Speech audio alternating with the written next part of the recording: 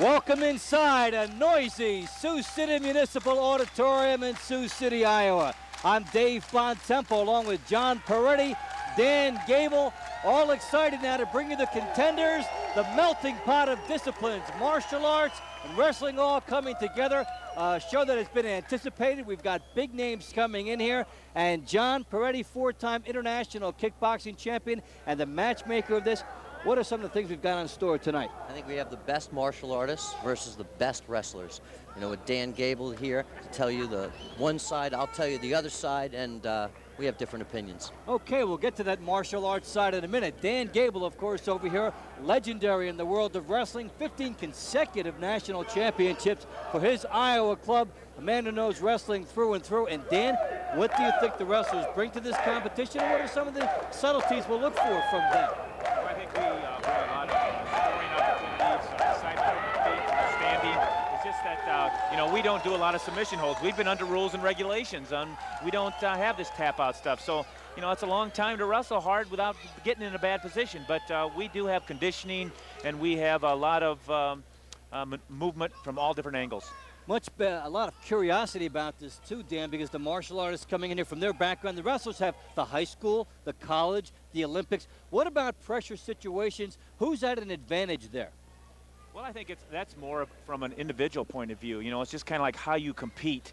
I don't really think, you know, the wrestlers are lacking from being in big situations. But, you know, I don't know that much about the background of the martial arts people. But, you know, they're kind of a group that, you know, they're disciplined a different way. And because of that fact, they got their own little way of getting ready. And I'm sure that they're both mentally preparing for what's going to be a good battle. Got several matches straight ahead. All of them promise to be intriguing. Now, John, we look at the martial artists. They say, well, you know what? The martial artists can't strike. And they say, so what? Exactly, because of submission. Submission is the key. I think that Dan's going to learn that word tonight, submission. Okay, we are straight ahead. We're ready for our first match, and let's take a look at it now.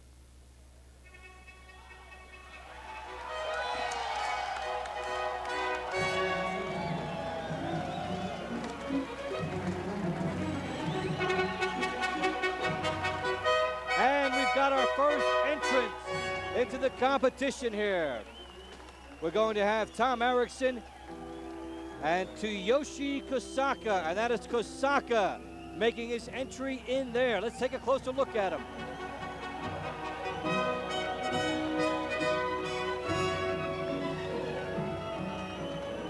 アメリカで試合するのは2回目なので、普段と同じようにやれればと思ってます。レスリングですごい実績のある選手で、体格も自分より大きい。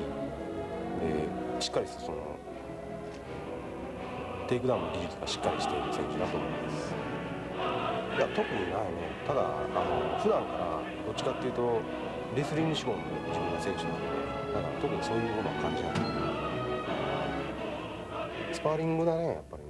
スパーリングを中心にして、あとそれプラスコンディショニングというのをして、で食生活は。特にその気をつけてるところはないけれども、なんていうの、使ったカロリーの分だけは取るようにはしている。楽しみ。釣り。What kind of fishing? どういうフィッシングですか？バスフィッシング。Bass fishing. Do you cook them or you just catch them? No. 食べる。釣る。No. 釣り上げるまでの段階を楽しんでる。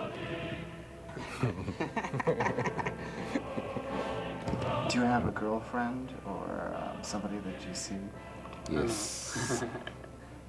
Is she here with you? ここに今来られてますか？ No.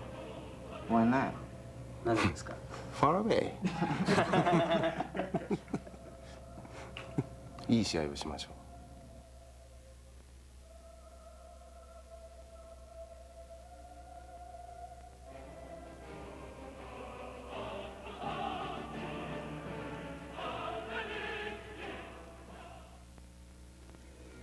And Kosaka, 1995 Tournament of J champion. That's the man he's going up against. Tom Erikson, World Cup gold medalist and Tremendous fourth 1997 U.S. Nationals champion, fourth in the world. 1996 Pan Am champ. Let's take a closer look at Tom Erikson.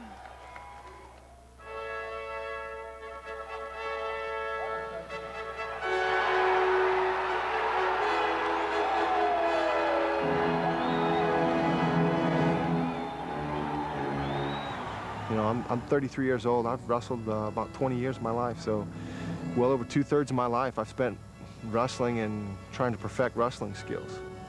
Finding big people to train with is hard to do. It's not very easy to find people my size to train with. I aspired to wrestle in the Olympics in the year 2000. I just moved into a new home, and I've got a huge challenge in my yard. It really doesn't have one, a bunch of ragweeds and things like that. That it's going to be fun, you know, spending some time working at my home, little hobby things, building a little shop in my garage. I'm an assistant coach at Purdue. I enjoy being here is to start a tradition, to be able to say that, you know, we have world-class wrestlers coming out of Purdue University. There's freestyle and Greco-Roman. Greco-Roman is mostly upper body, above the waist wrestling, and freestyle is pretty much all out. That's why I think what makes this event to me appealing, because of the chance to match the martial arts, you know, freestyle wrestling, to jiu-jitsu, to karate, to pancrase, you know, and it's going to be exciting to see which martial art comes on top and the difference in matchups. He's going to have more skill in the submissions probably than I do. I believe I'm going to have more skill in the wrestling aspect and maybe the takedowns, hopefully, but it's the transition between the takedown and the ground fighting, the conflict in the two styles. It's going to be exciting to see how he's going to make his transitions into his offensive techniques to score, and how I'm going to use my offensive, you know, techniques to score and submit him. You know, I'm looking forward to it. Well, Tom Erikson is ready.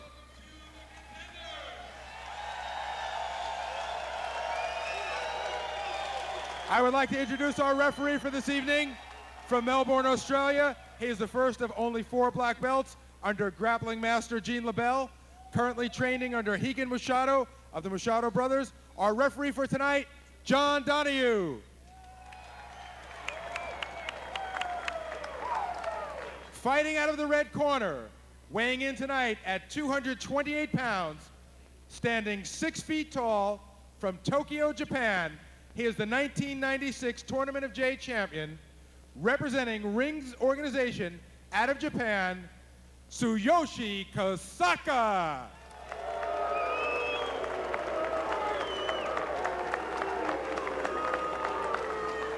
Fighting out of the blue corner, weighing in tonight at 283.5 pounds, standing 6 feet 4 inches tall, from West Lafayette, Indiana.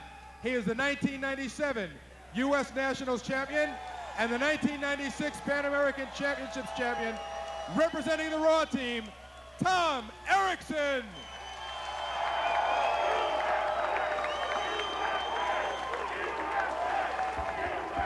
Erikson and Kosaka ready to square off. Erikson at 286 pounds, Kosaka 220. And that is the biggest edge in the competition. Erikson a bull, and points can be scored, but submission is the ultimate form of victory. We'll get to the points as we get a chance. And Erikson immediately getting Kosaka down. Kosaka looking for guard. Erikson in control right away. Got partial guard there by Kosaka around one leg.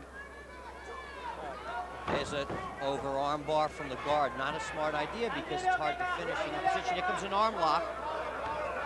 And he's squashing it. Boy, and I'll tell you, he can squash it, huh, Dan? Yes, I feel that, actually there was no takedown there. No, that was no takedown, so nobody really scored any points there, but how the scoring system goes right now. But, we've, he's definitely in, his wrestling control advantage. But, I think the other guy, he feels comfortable where he's at. So I don't think there's anything really going on right there. Yeah, I don't know if the word is comfortable. I was under him the other day, and I can't describe it that way. But you see the way he's pushing away with the overlapped legs. trying to keep Tom back. Well, that's very, very difficult to hold a 283-pounder of such skill back.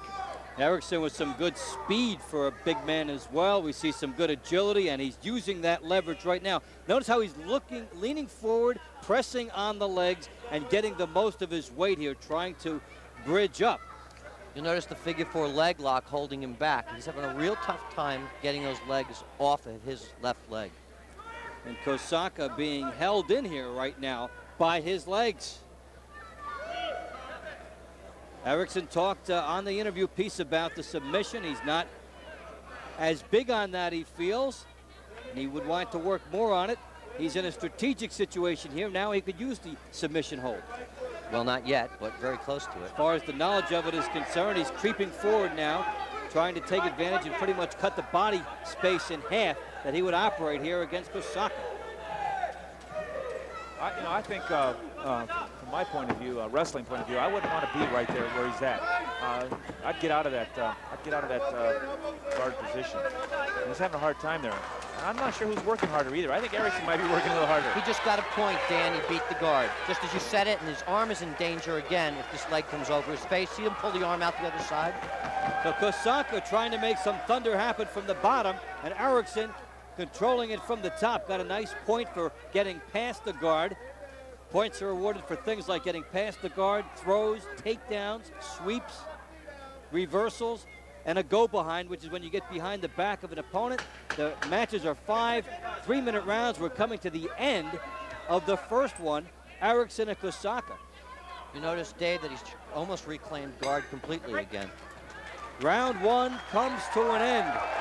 And how the scoring is, as we mentioned, the judges at ringside will decide that it was either a draw, a 1-point advantage for one component, or a 2-point edge for a fighter.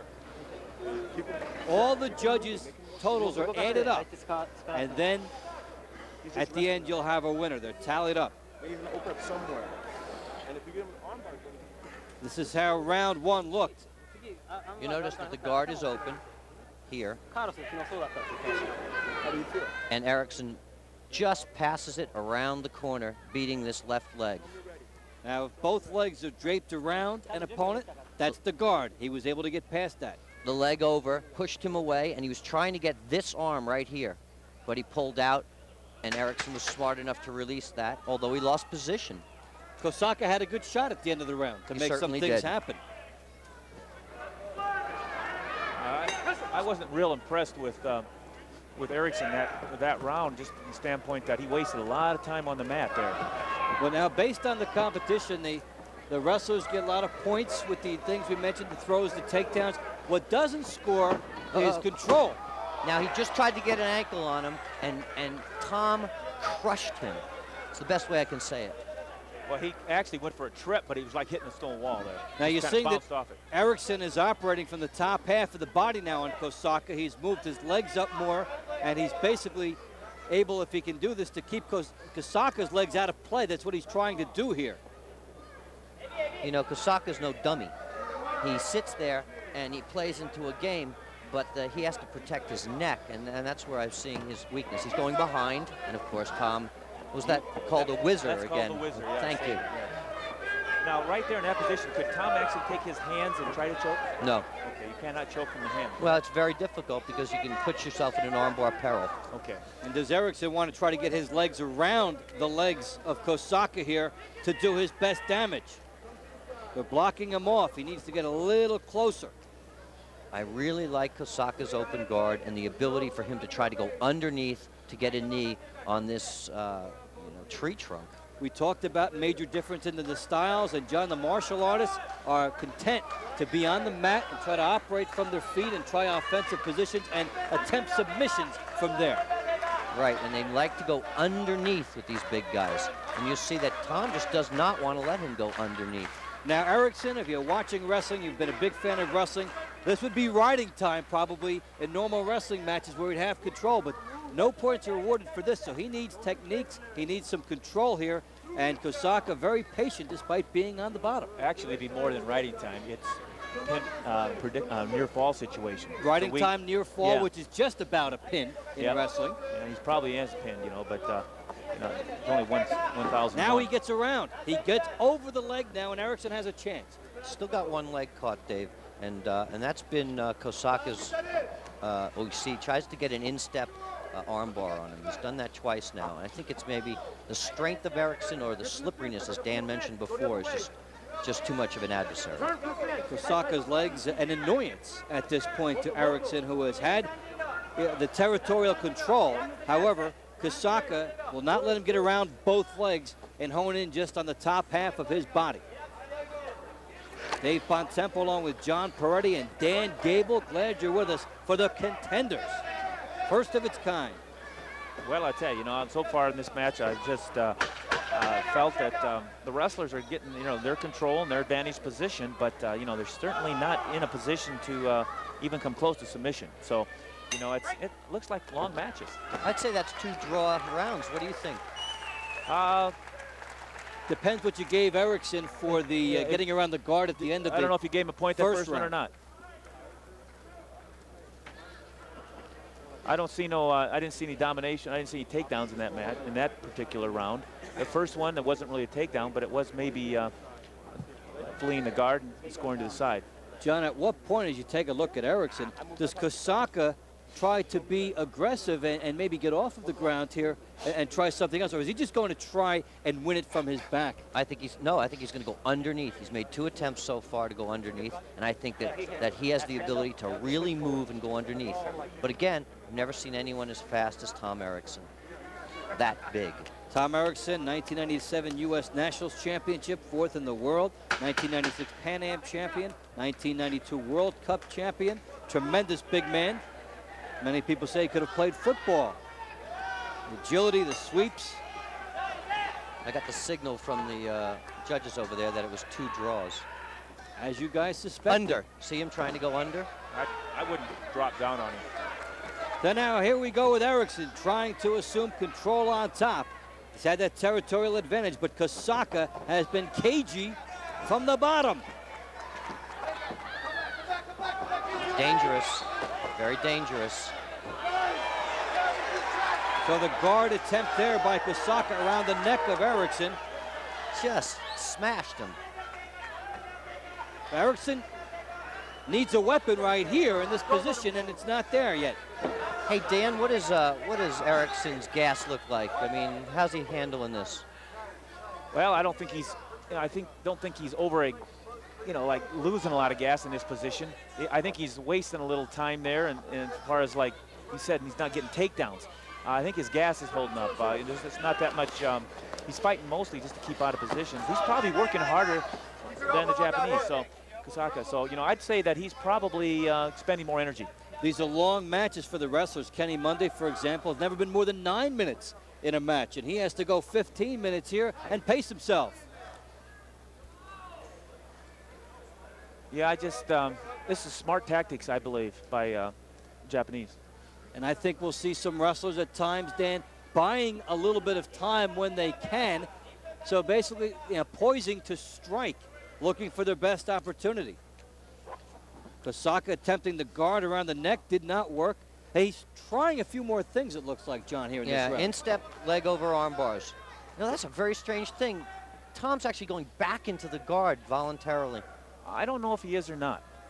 I Okay. just don't know You if he guys is. can't agree at all, can you? It's No, been like this all week. I really think that Kosaka is really doing a good job of keeping him from getting the outside, and he's causing him to get back over there. That's 3 attempts at arm bars that have missed. Kosaka has outlined his strategy here against the bigger man. Not intimidated at all. Trying to buy some space by pushing off with the arm to set up something with his legs. Yeah, I just don't understand Tom right now trying to stay in there like there. I just don't understand his strategy. You think he should stand up? I think he should get back up but I think Kosaka's doing a good job of throwing himself in the bottom. He's using defensive tactics, but it's really kind of working. Well, John, a point you made, I could see. I think Erikson needs to be higher up in the body instead of slipping back voluntarily into the guard position, which he did. He's being held off by arms. You'd think Kosaka was exhausted by those arms now. I mean, doing push-ups with a 280-pound torso on top of him. Well, he's done push-ups for 3 rounds. The third one comes to a close. And he's hooked the arm, and he's not going to get anything on it now. Oh, Kosaka's exhausted. It's not only 3 rounds, it's 3 exhaustive rounds. And again, we'll remind you that the judges will score the either even rounds, 1 point to a winner, or 2 points if the win is by domination. They add up their points after the 5 rounds, and then for each judge, the victory is determined, and that the 3 judges combined equal the winner. And you add up their scores. We'll go to replay from the 3rd round. Erikson on top, and Kosaka very happy to be in the bottom, and this was the early part of it. Notice here that the foot is always in, the foot is always out, meaning that he tries for the armbar, he'll throw it across. When he can't get it because Tom flushes him and just crushes him against the fence, he goes back to a real defensive position. I don't see a clear-cut takedown by Erikson in any of the matches yet, except for maybe when he passed the guard. But, you know, that wasn't really a takedown. It was just coming off kind of a position. So that round really was one that I'm not sure what happened there. Me neither. Pretty much. I wonder what the judges did. And if Erikson did not get the win after passing guard in round 1, the judges are very picky in what they want. It will have to be very obvious for points here as we start the 4th. Kosaka is really using his guard position. Yes, he is. He just knows that he can't go. He's forcing the takedown to go neutral. Well, and so he's doing really good tactics, I feel. If Kosaka can get into guard, he's dealing with half of Erikson instead of the whole 286, and it becomes something where he can focus in on a specific body part. Here's a guy that's showing a lot of poise from the bottom. But because Kosaka is using defensive tactics, I would have to say if this whole 5 rounds goes like this, you got to consider defensive tactics, you know, that, you know, really I don't think are that good. And I think this illustrates exactly the difference between what this match is, the contenders, and a normal wrestling match. Normal wrestling match, you've given Erikson tons of points right now for aggression, for riding time, for near falls. And in this competition, Kosaka can wait back and try for the submission and go after it. You know, and I don't think that, you know, Erikson's going to, you know, win by points, but he may win by aggression. And I think that's the beauty of it, John, is that each discipline gives up something. The martial artists don't have the strikers. The wrestling know that they have to do something a little more than just ride their opponents. To be honest with you, I see Erikson not being able to pass the guard, and that's the extent of his aggression. And Kosaka is tried 3 or 4 leg over arm bars. He's tried to go under 3 or 4 times. He's the one who's doing things here. Dan, what do you think? Well, I think he's doing things from the mat. You know, that's where he wants to be. You know, realistically, when he's shooting, is he realistically thinking he's going to take Erikson down? Do you really think so? No, he's trying to get a leg. He's trying to go under and get a leg. Yeah, I know, but not to take him down, to get a submission on the knee. Okay, well, that makes sense. If you're at home thinking that John and Dan don't necessarily agree, that's been the theme throughout this entire competition, sending up the wrestlers and the martial artists as we come to the end of round 4 in what has been more or less a provocative chess match at this point between Tom Erikson and Kosaka. And Kosaka deserves some credit for neutralizing such a big man. I really thought I'd see some throws in this one, but you know, the key thing that we haven't talked about also, instead of, you know, just going underneath him, he's also bouncing away from him on his feet. He's staying away, and then when Erikson's coming after him, that's when he's going under. Dan, he's not locking up. Are you a little surprised Erikson has not adjusted tactically? Yes, I am. Yes, I am a little surprised. I just don't. I don't know if the corner people over there are telling him that he's dominating because he's in this position or what, but definitely by the rules, he's not dominating like I'd like to see him dominate from the feet. End of round 4, Kosaka, the guard. Erikson applying pressure. They'll go to a 5th. Again, I'm sorry to say if people disagree, but I give that round to Kosaka because he is the one trying to initiate, and Tom Erikson cannot get past the guard. I mean, he hasn't accomplished a thing there. Well, you know, you can say that, but, you know, I disagree just because I think Kosaka, that's his only chance of winning, and he's using smart tactics. But, you know, he's throwing himself to me at underneath. He's not, so far he hasn't even showed me, you know, he's a real good lock. You know, but I am disappointed that, you know, that Tom is trying to, you know that he's winning the match. I don't know if he knows. he's winning the match. Well, the people who will decide, Kurt Angle, 1996 Olympic gold medalist, one of the judges. Also Russ Hellickson, head wrestling coach at Ohio State University for the past 10 years. And Gene Buddha LaBelle, Mr. Wrestling for over 40 years. And John, we saw him display some of his 26,000 holds last night, and he just loves to have his congregation on hand to show his moves. That's true. Looked up to as a god in the community. Fifth round. Here we go. I think Erikson's going to have to score a good takedown here or throw to. There we go. No, he didn't pass the guard. Did not get it. He did try though, Dan. I think he heard you about going for the takedown. Yeah, he's gonna. He didn't quite pass the guard again. Now remember, as you watch, as a takedown is accomplished, if the guy in the bottom accomplishes the guard, which means he wraps his legs around the guy who threw him down, nothing is accomplished. There are no points. Ankle, ankle, ankle. Kosaka in a good spot here. Beautiful. He goes for an ankle lock. He's got it. He's got it. He's got an ankle and a knee. Instep crank, and all he has to do is lean back. Now, if Tom can get through it, he's okay. He's arching really hard on it. That's a tremendous instep crank. Kosaka with 2 minutes and 20 seconds to go. In a big offensive position from the bottom. Erikson leaning to the side. Kosaka able to turn and crank. Pain. A lot of pain here. The big man moves. Erikson fights through it. Almost kicked him. Erikson showing his mettle right now. I can't believe his knee's that flexible. Well, and the instep too. He doesn't seem to appear in pain. I don't know whether Osaka's waiting or what. Oh, he's not waiting, but he's getting closer and closer, which makes it less and less effective. Tom's doing the right thing, but I think he's going to turn it again. He let go of it. Erikson has smothered the ankle lock to this point. I think he came out of it. He escaped. He's out of it. I can't believe he come out of that. That is unreal, because that's their holds. That's a powerhouse. That's unbelievable. Well, when you take the top martial artists and the wrestlers, they're also able to negate some of the best moves of the other, and we see it right there. We see Kosaka with the ankle lock and Erikson smothering it and then turning it away. That was his first major mistake, except not being real tactful on his feet. But the thing about him is I don't know if he got hurt in that. He could have twisted a knee there, but I guess it doesn't really matter because he didn't submit. Well, there's a minute left, so we'll see where Kosaka goes from here. I know he thinks he's probably losing this match. He's going for another leg, by the way. That's why he's turning so far. Why are you saying that, losing his match, when you've been talking about him winning the match? Well, not everyone agrees with me, including you. Well, the only thing is, we got two judges that are wrestlers. I'm sure that, that does influence the thing. But at the same time, being a wrestler, knowing the rules, if I was Erikson, I would probably try to get a clean-cut score here.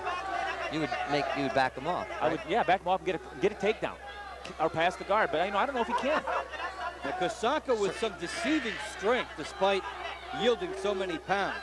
And he is grimacing. He is trying to make something go here. Look how strong Tom Erikson's neck is.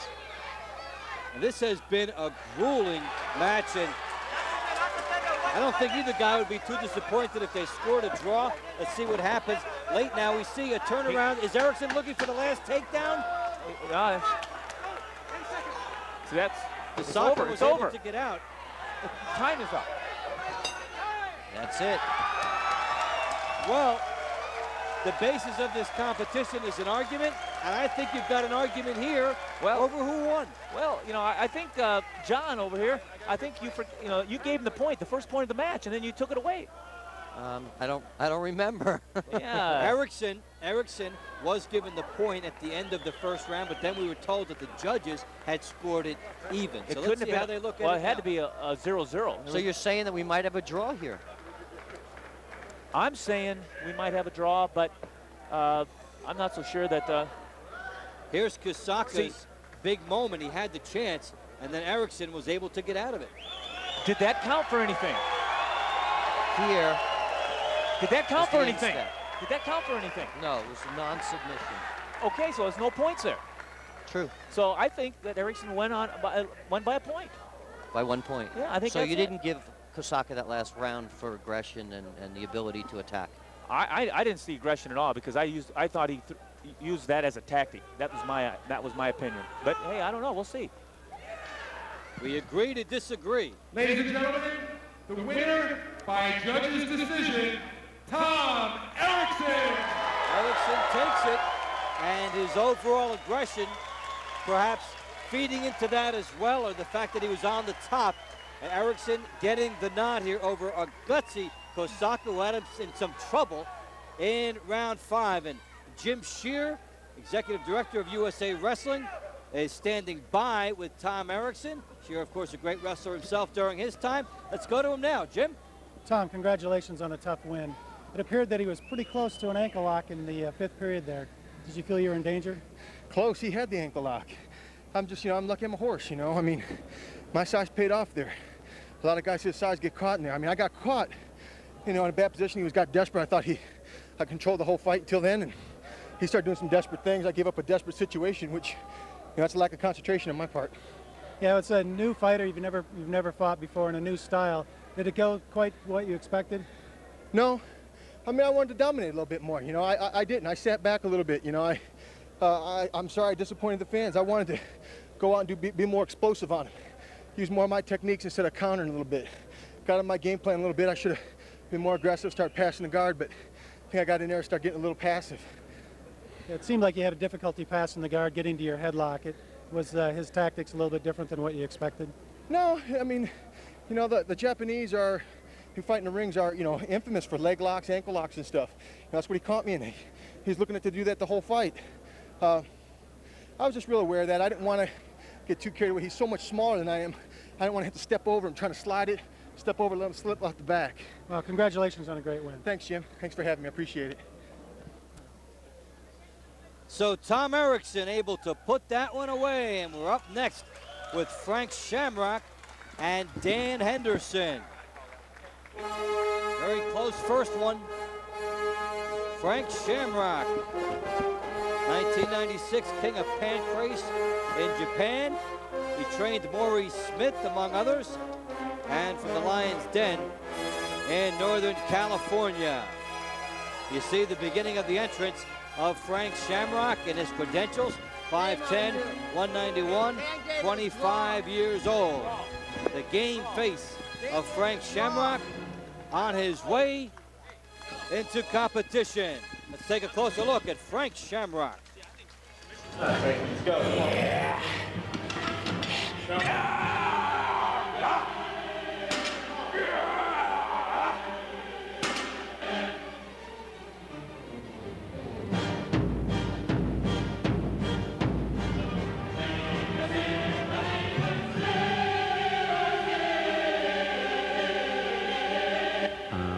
My game is submissions. I do the joint locks, the chokes, all that other stuff. I've been doing it for about 3 years, fighting mostly overseas because we're popular over there. Just now catching on in popularity here. I train every day, 4 or 5 hours.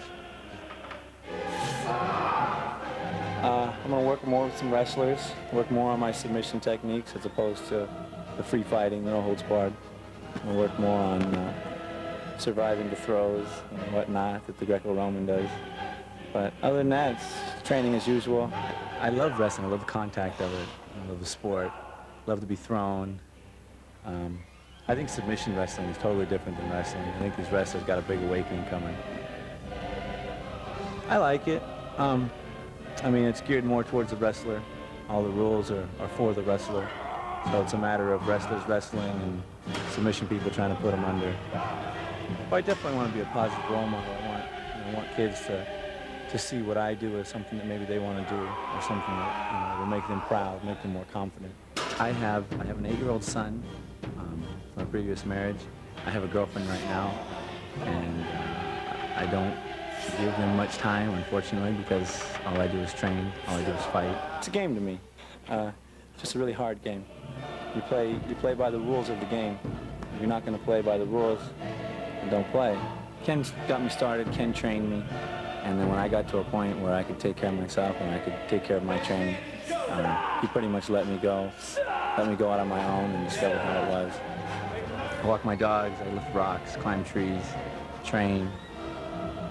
I don't do anything besides fighting.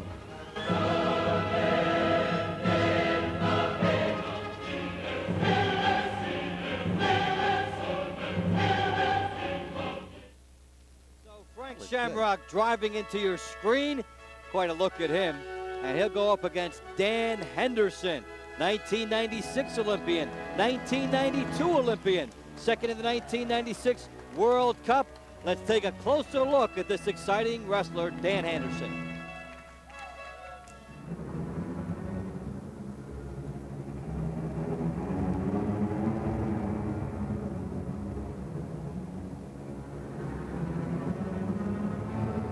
I've been wrestling since I was 5 years old. Just grew up wrestling and doing all sorts of sports, and I was really good at wrestling, so I just stuck with it and just ended up making a couple Olympic teams because of it. Got real involved in my own wrestling, so I wasn't able to coach for the last 2 or 3 years. But I really enjoy it. It's good to work with kids. And Are your students excited to have someone who's gone to the Olympics? yeah, I would think so. You know, a direction for them to set a goal in, you know, maybe something that I've done. So if I was them, I would be kind of excited. I get to see a lot of the world, but a lot of times on some of our trips, I don't see anything but the inside of our hotel room and the gyms. I can't stand that phony wrestling.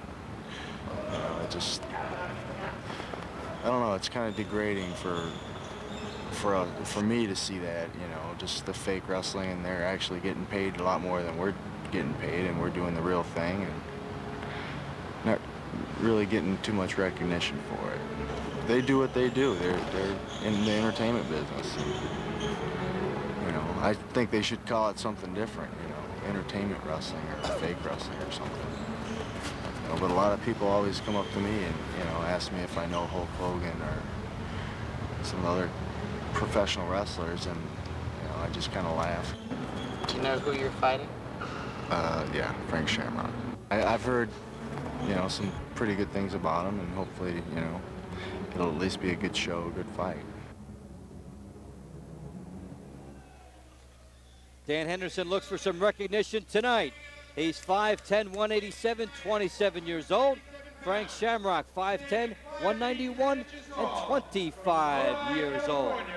He is the 1996 King of Pancrase, representing the Lions Den Academy in Northern California, Frank Shamrock.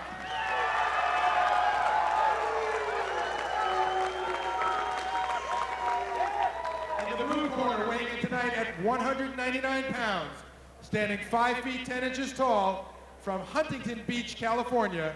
He was a member of the 1992 and 1996 Olympic teams and is the 1997 U.S. National Champion. Representing the Raw team, Dan Henderson.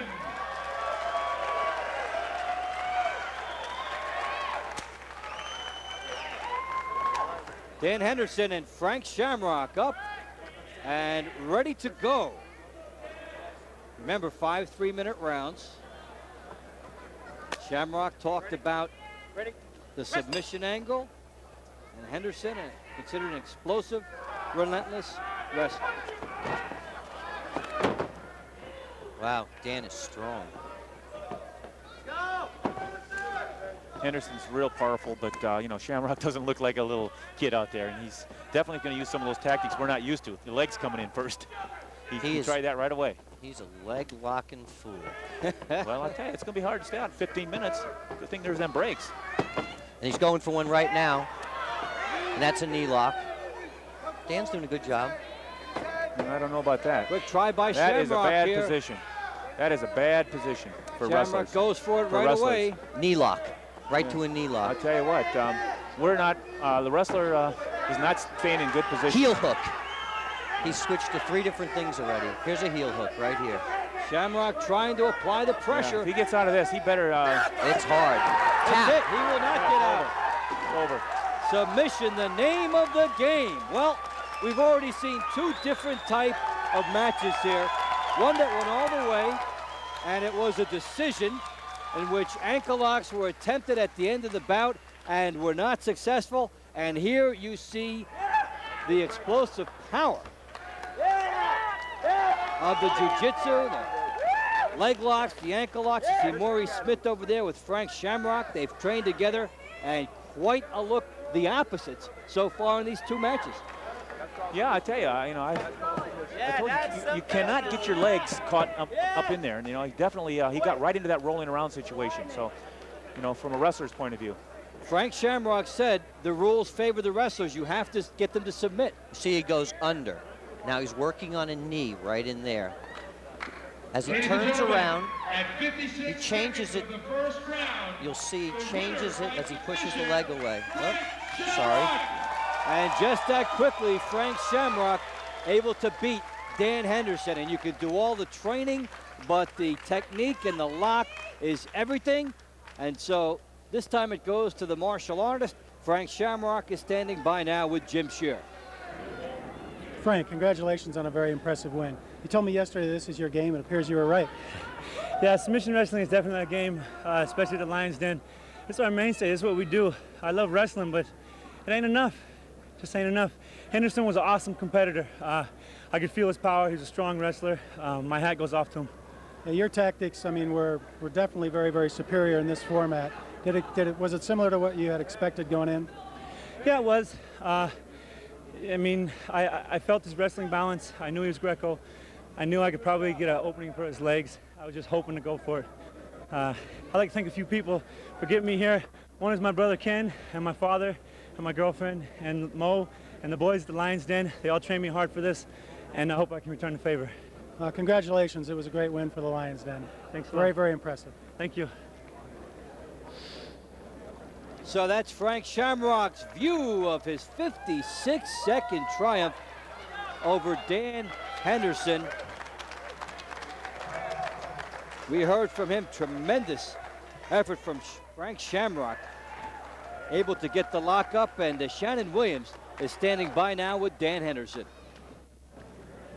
Dan Henderson, you're a tremendous wrestler. USA has been watching you for several years now, competing on the Olympic scene. What happened out there tonight?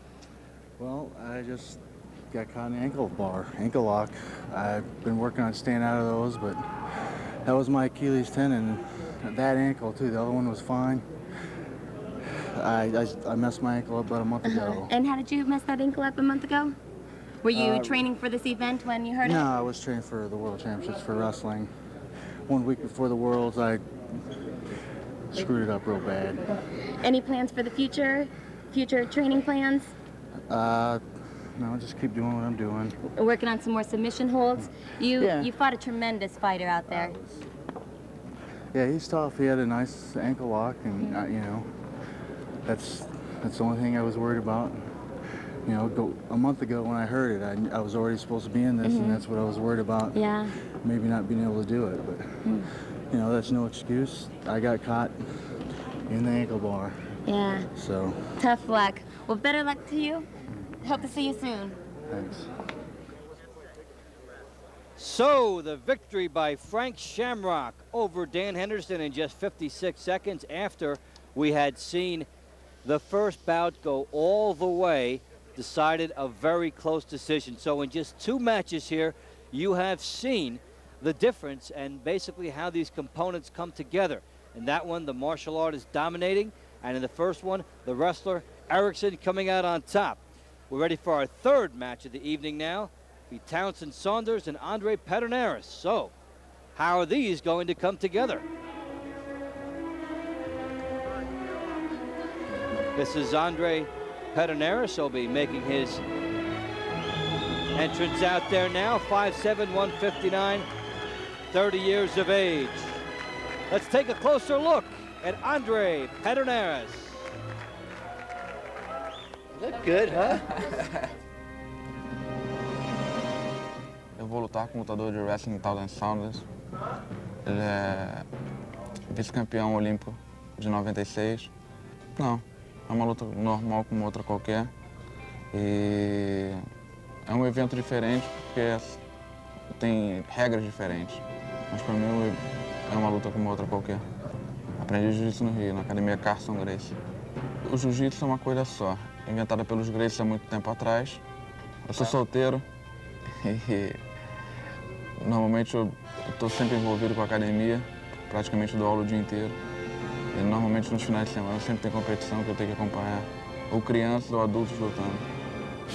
Quando isso não acontece, eu vou pra praia, jogo bola. E eu luto jiu-jitsu, tá? Tenho o time Liso Pederneiras aqui nos Estados Unidos. E estou aqui para defendê-lo nesse novo evento chamado Contenders. Well, in any language, Pederneiras comes in here tough. Townsend Saunders comes in as silver at the 1996 Olympics, second in the 1997 World Cup. Married to a world champion wrestler. It stays in the family.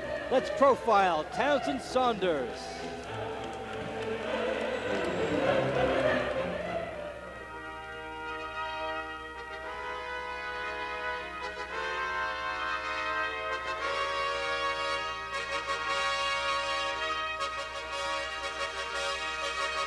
I think on average, I try to put in at least 20 hours, 20 to 30 hours a week into the sport.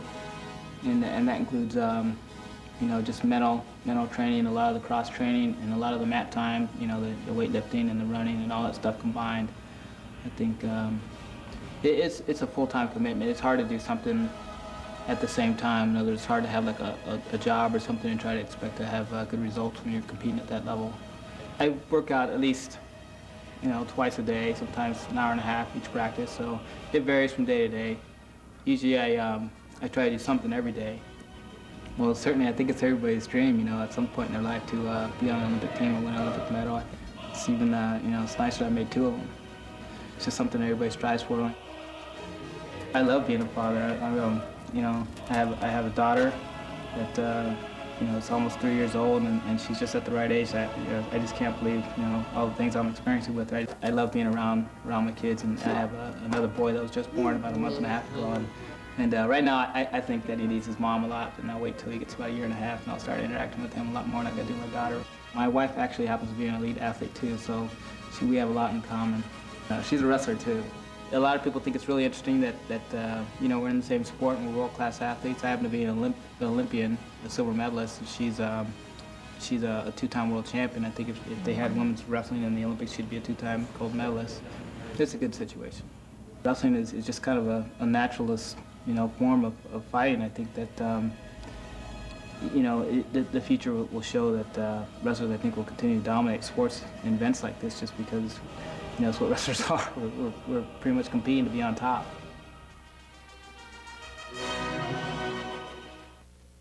Townsend Saunders, Andre Pederneiras. Here's how they shape up. A little bit of a weight advantage. Pederneiras very close. They're 30 years of age. Let's get the official introductions now for this matchup. Standing by right here is Gary Delabate. Ladies and gentlemen, in the red corner, weighing in tonight at 159 pounds, standing 5 feet 7 inches tall, from Rio de Janeiro, Brazil, he is the 1997 Brazilian Tournament Teams champion, representing the Luis Pederneiras Brazilian Jiu-Jitsu Academy, Andre Pederneiras.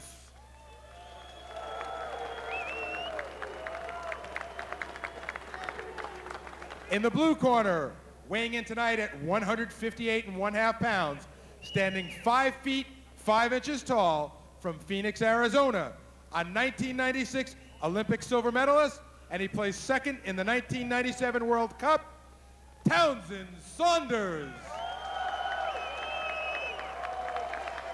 Townsend Saunders and Andre Pederneiras.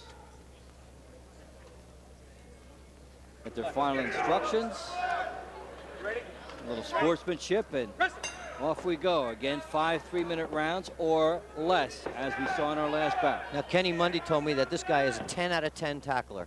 He is the top shelf of tacklers. Is that true, Dave? Dan? Well, he might be 10 out of 10. It's just the idea that I don't know if he opens up as much as he should.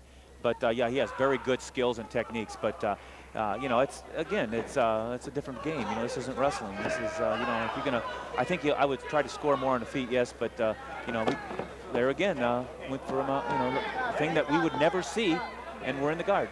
You wonder what aggression you'll see after you've seen a 56-second stoppage. If a guy might be a little bit more cautious. But here is Saunders and Pederneiras locked up. Yeah, right now, see, that position is normally people are trying to turn towards their bellies in wrestling. That's just some place that we, we'd like to get people there, but we don't want to get wrapped up, and that's exactly what's happening right now. We're getting wrapped up again. Knee bar. Yep. Knee bar. Knee bar. Knee bar. Pederneiras going after that. Townsend Saunders trying to get it. Townsend Saunders came out great. I mean, he better learn his lesson there, I'll tell you that. Townsend Saunders was the initiator. He was going for an ankle lock, Dan. Well, he doesn't know what he's doing there. Why would he know what he's doing there? They've been practicing this. Yeah, for how long? I don't know, Dan. Saunders gets a reprieve from Pederneiras. Pederneiras puts him back in guard. Saunders now will try to apply pressure here, and you saw right away that Pederneiras went right for the finishing hold immediately, almost got it. Yeah, and so did Townsend Saunders, so he has been educated, and the best thing to learn to do against these Brazilians is ankle locks. And I'm sure that his coach, whoever it is, has been telling him ankle locks, ankle locks, ankle locks. Yeah, see, right now, Townsend's just kind of hanging out in there. He's just hanging out. He wants to get out of there. He'd like to get out of there, I can tell by looking at him. But, so actually, he's on top, but the other guy's being the more aggressive. Well, you've got Pederneiras in the guard, controlling things pretty well with his legs back there. Has locked up Saunders as far as his ability to come forward, and Pederneiras, anticipating Saunders trying to move forward, holds him off with the arm, doesn't want him to get underneath. Townsend Saunders is very savvy about not getting his arms in. I've never seen anyone hold their arm that far back. Well, I couldn't believe he come out of that ankle lock, even though he went for it originally. He went for the ankle lock. I think the other guy had a lot better opportunity, Pederneiras, to get the ankle lock because he knows what he's doing. Saunders, 1 point from being a gold medalist at one time, explosive, calculating student of the normal wrestling game, and this is not quite the normal wrestling or martial arts game, which is what makes it so interesting. Now, Saunders actually had a great opportunity to win the Olympic gold last year. It was actually a situation came down to the last 10 seconds, and it looked like he was going to win. It was just almost a freak of bad luck that he didn't win the match. I just couldn't believe it. Otherwise, we'd see a gold medalist out there. So, round one is in the books, and it had its share of explosive offensive opportunities. I'd have to say that Townsend wrestled fought pretty smart there once he got down there, just because I think from Shamrock, I think he saw something if you roll around, so he just stayed in there tight. But for him to score points, he's going to have to be able to do a better job on the feet. And John Pederneiras had an instant shot at victory. We'll take a look at Pederneiras' excellent opportunity for a win early in this match. I want you to look at this real carefully. When he turns to go for this foot right here, she's moved again, you'll see that the counter here that Townsend is employing is also a heel hook. Exactly. You see that there? Yep, I saw that. But I don't think we know how to put him on that well, wrestlers. He certainly did put it on very well, but it's not the first heel hook that Andre Pederneiras has had put on him. No, I think what happened was it kind of saved Saunders, because when he went for that, I felt like Pederneiras pulled out of the situation. You're absolutely right. That helped. It was a defensive heel hook. Got him out of some trouble, gives him a chance to start all over here in round two. So it was effective in a defensive sense for Townsend Saunders. Look at the intensity in Townsend's eyes. He kind of just stares at the legs. Is that a giveaway? He's a stalker.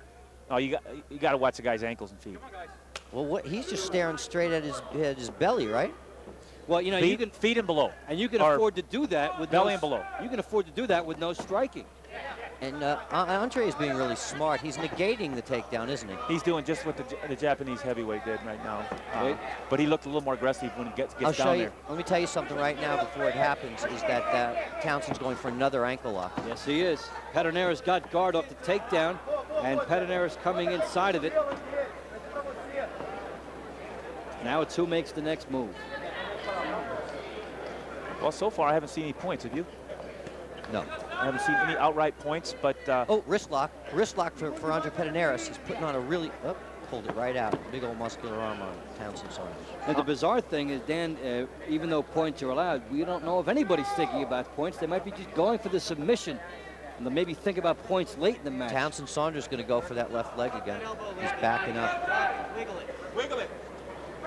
You are seeing calculating attempted finishing holds here in this matchup. I think Townsend Saunders is using his elbows really well. He's putting them into Andre's thighs and causing Andre, significant pain as in there. And for Pederneiras, John, the guard is not enough. No, it's not, but his closed guard is terrific. Look at him. I mean, he's like lying on the beach out there. You could have a book reading out there underneath. The wrestler's definitely wasting a lot of time right there, unless you knew a submission. Well, he wants it. He wants his left ankle. Townsend wants it badly. And from inside the guard there, what can Saunders really do? Half of his body's been taken away. He's doing a really interesting thing with his elbow. He's making his elbow push down to make the guard separate, and he just separated it. Slip sliding away from the guard. Notice the left knee of Townsend Saunders proceeding through. Another ankle he tried to get. The Saunders not bothered really by the locks and the two guard positions. Now he turns over. And he beats the guard temporarily. No, I didn't get it. Didn't get it. I think I would have just backed out and made the referee make him get up, because that one of the rules is to make him get up. Well, maybe passing the guard if you're fast might be one of the easiest ways to score if you're in that standing position and you can seize the moment quickly.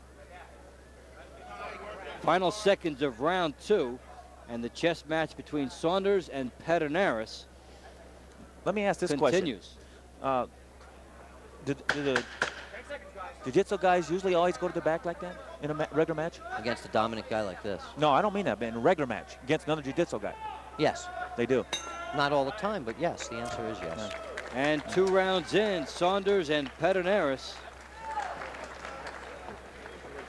A good look at Townsend Saunders, the same poise he had when he walked in.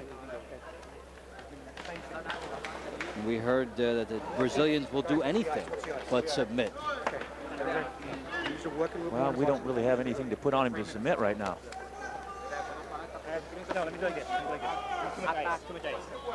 Not from that position, anyway, the guard position. Here's a look at Pederneiras with the guard being broken here by Pederneiras. You'll notice this knee. It's trying to beat the guard. By driving the knee in, John, he creates space and gets away. And you notice that he tried to get this foot again as he backed out. And had he moved the knee the other direction, may have had a chance of passing the guard there. He got out of the predicament rather than score there. Right.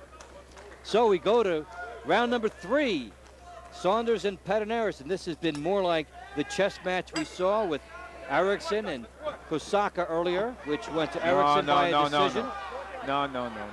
Dan Get out of Gable does there. not like what he sees. No, that's ridiculous. Dan, you coaching or commenting over there? No, I'm just saying, we talked about that in the rules meeting. The guy can't do that, you know, and Saunders ought to get the heck out of there. Oh, I thought you meant Saunders wasn't being aggressive enough. Now Saunders going for the neck. Yeah. He's got him in a good position now, huh, Dan? I don't know. I think these are submission people's they you know, unless we're very good submitters, you know, this seems to me more fit for a martial artist so far, what I've seen. So far, we've had 1 victory by a wrestler, Tom Erikson, and 1 by a martial artist, Frank Shamrock, and we expect it to go back and forth. Pretty good tactics, you know, just because they're disallowing takedowns. And he doesn't get the point. That's what you're saying, right? Right. Pretty good tactics by, you know, the martial arts people. Pederneiras able to hold off. Saunders looking to parlay here. Being on the top, normally for a wrestler, is points galore. But in this situation here, it's just the start of things. That's why these guys like these competitions, to go out and expand themselves more, try new things. Townsend should be using his shoulder to drive his chin down. He doesn't seem to really, whoa, got a little elevator going here, Dan. Yeah, come out of that. That was, could have got an ankle lock on. And Saunders What did he lose, the shoe? Vaulted, and so we'll have a little bit of time here. Ordered by John Donahue for the shoe. I'm glad he lost that shoe, because the guy must have been going for a lock. I didn't see that. Well, otherwise, how did the shoe come off? I guess you know better than I. You've been wearing them longer. The shoe came flying off as Saunders was ejected from that position by Pederneiras. Still, I didn't see that what happened there. The explosiveness of Andre Pederneiras blew the shoe off. The guard by Pederneiras. Sanders trying to come forward. The triangle.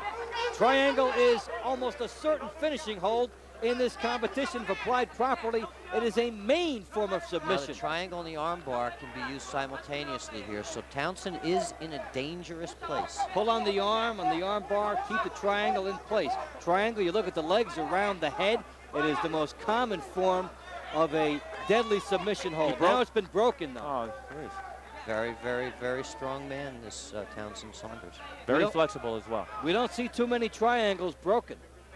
Good move there by Saunders to escape what looked like a near certain submission. Andre's starting to move for an armbar position again, though, on that same arm. One of the advantages of the wrestlers here is those partial holds there aren't worth anything unless you get to submission. So, that's what happened in Erikson's victory. Because the guy had his knee locked and didn't get anything for it. Pederneiras showing the bottom is a great place to be with the guard. We come to the end of the round. Saunders trying to work on the arm. Pederneiras defending. Tough round to score.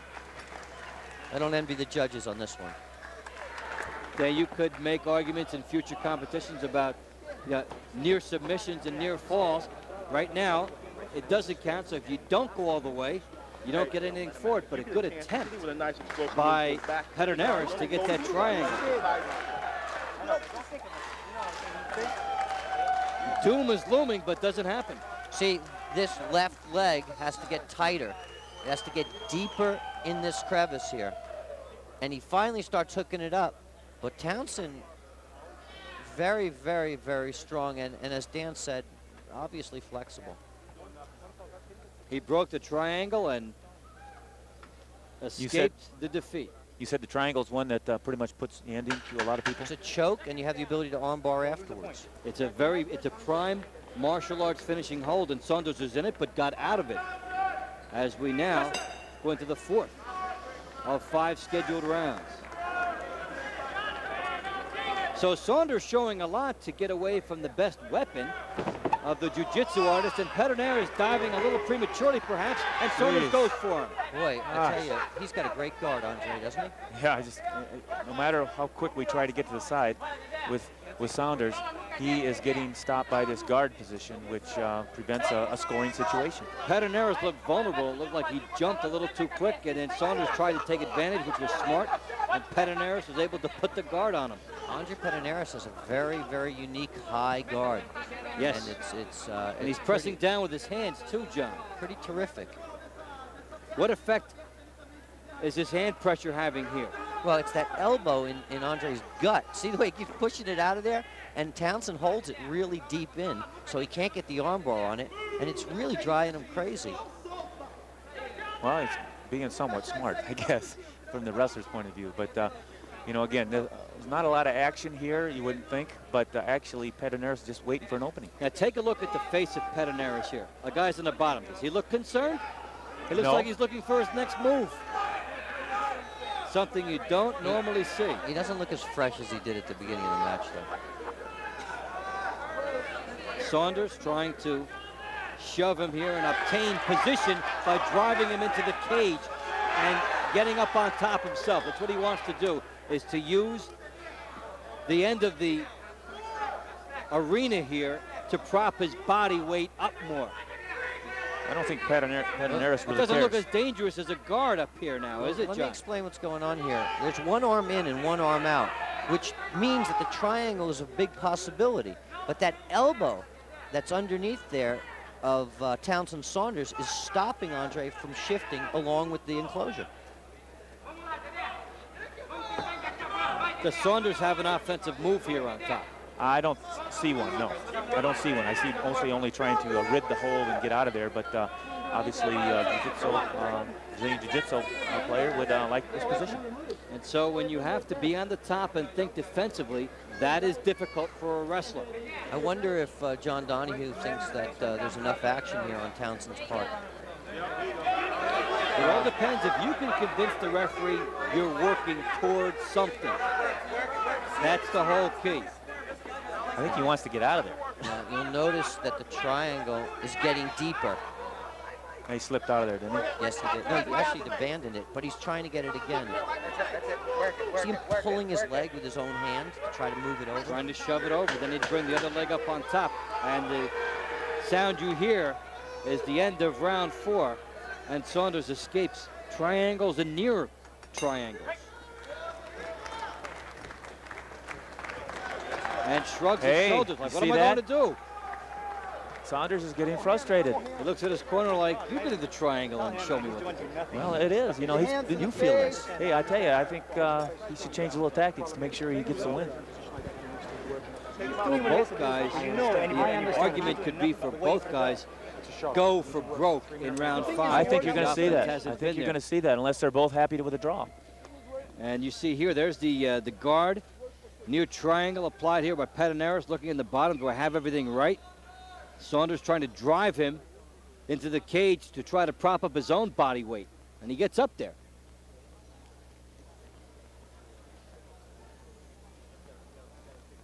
Go to round 5. John, what would you tell Pederneiras here as far as going for a victory in the final round? Final opportunity for a win. Oh, he's doing everything he can. I think he's stalemated by the strength of Townsend Saunders. Townsend's best tactic is to go for an ankle again. I would say right now he needs a takedown, but you know, so does Pederneiras realize that. Pederneiras realizes that he wants to get him into guard position and wait. So he goes down. I would get the heck out of there if I was Saunders. Well, you see from Pederneiras Get out of there. Pederneiras got down right away to avoid a takedown possibility. He put himself down so a point could not be scored. Cagey move by Pederneiras. Well, he's hurting Andre now because Andre can't afford to get his legs out because he'll lose the guard position, and he can't afford to get his head up because he's not skilled enough to get his head up. Woo! And There he goes. Just get off him.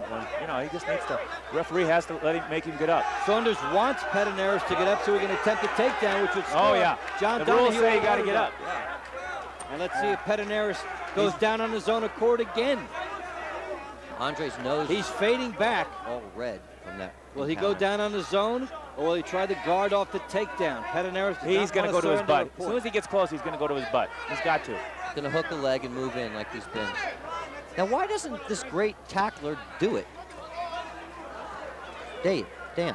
Well, because the guy's not pushing into him. And Pederneiras, as expected, puts himself down to avoid being taken down. Distance. That's what the difference is. You got to go too far. When you tackle, the man has to be, a setup is coming in.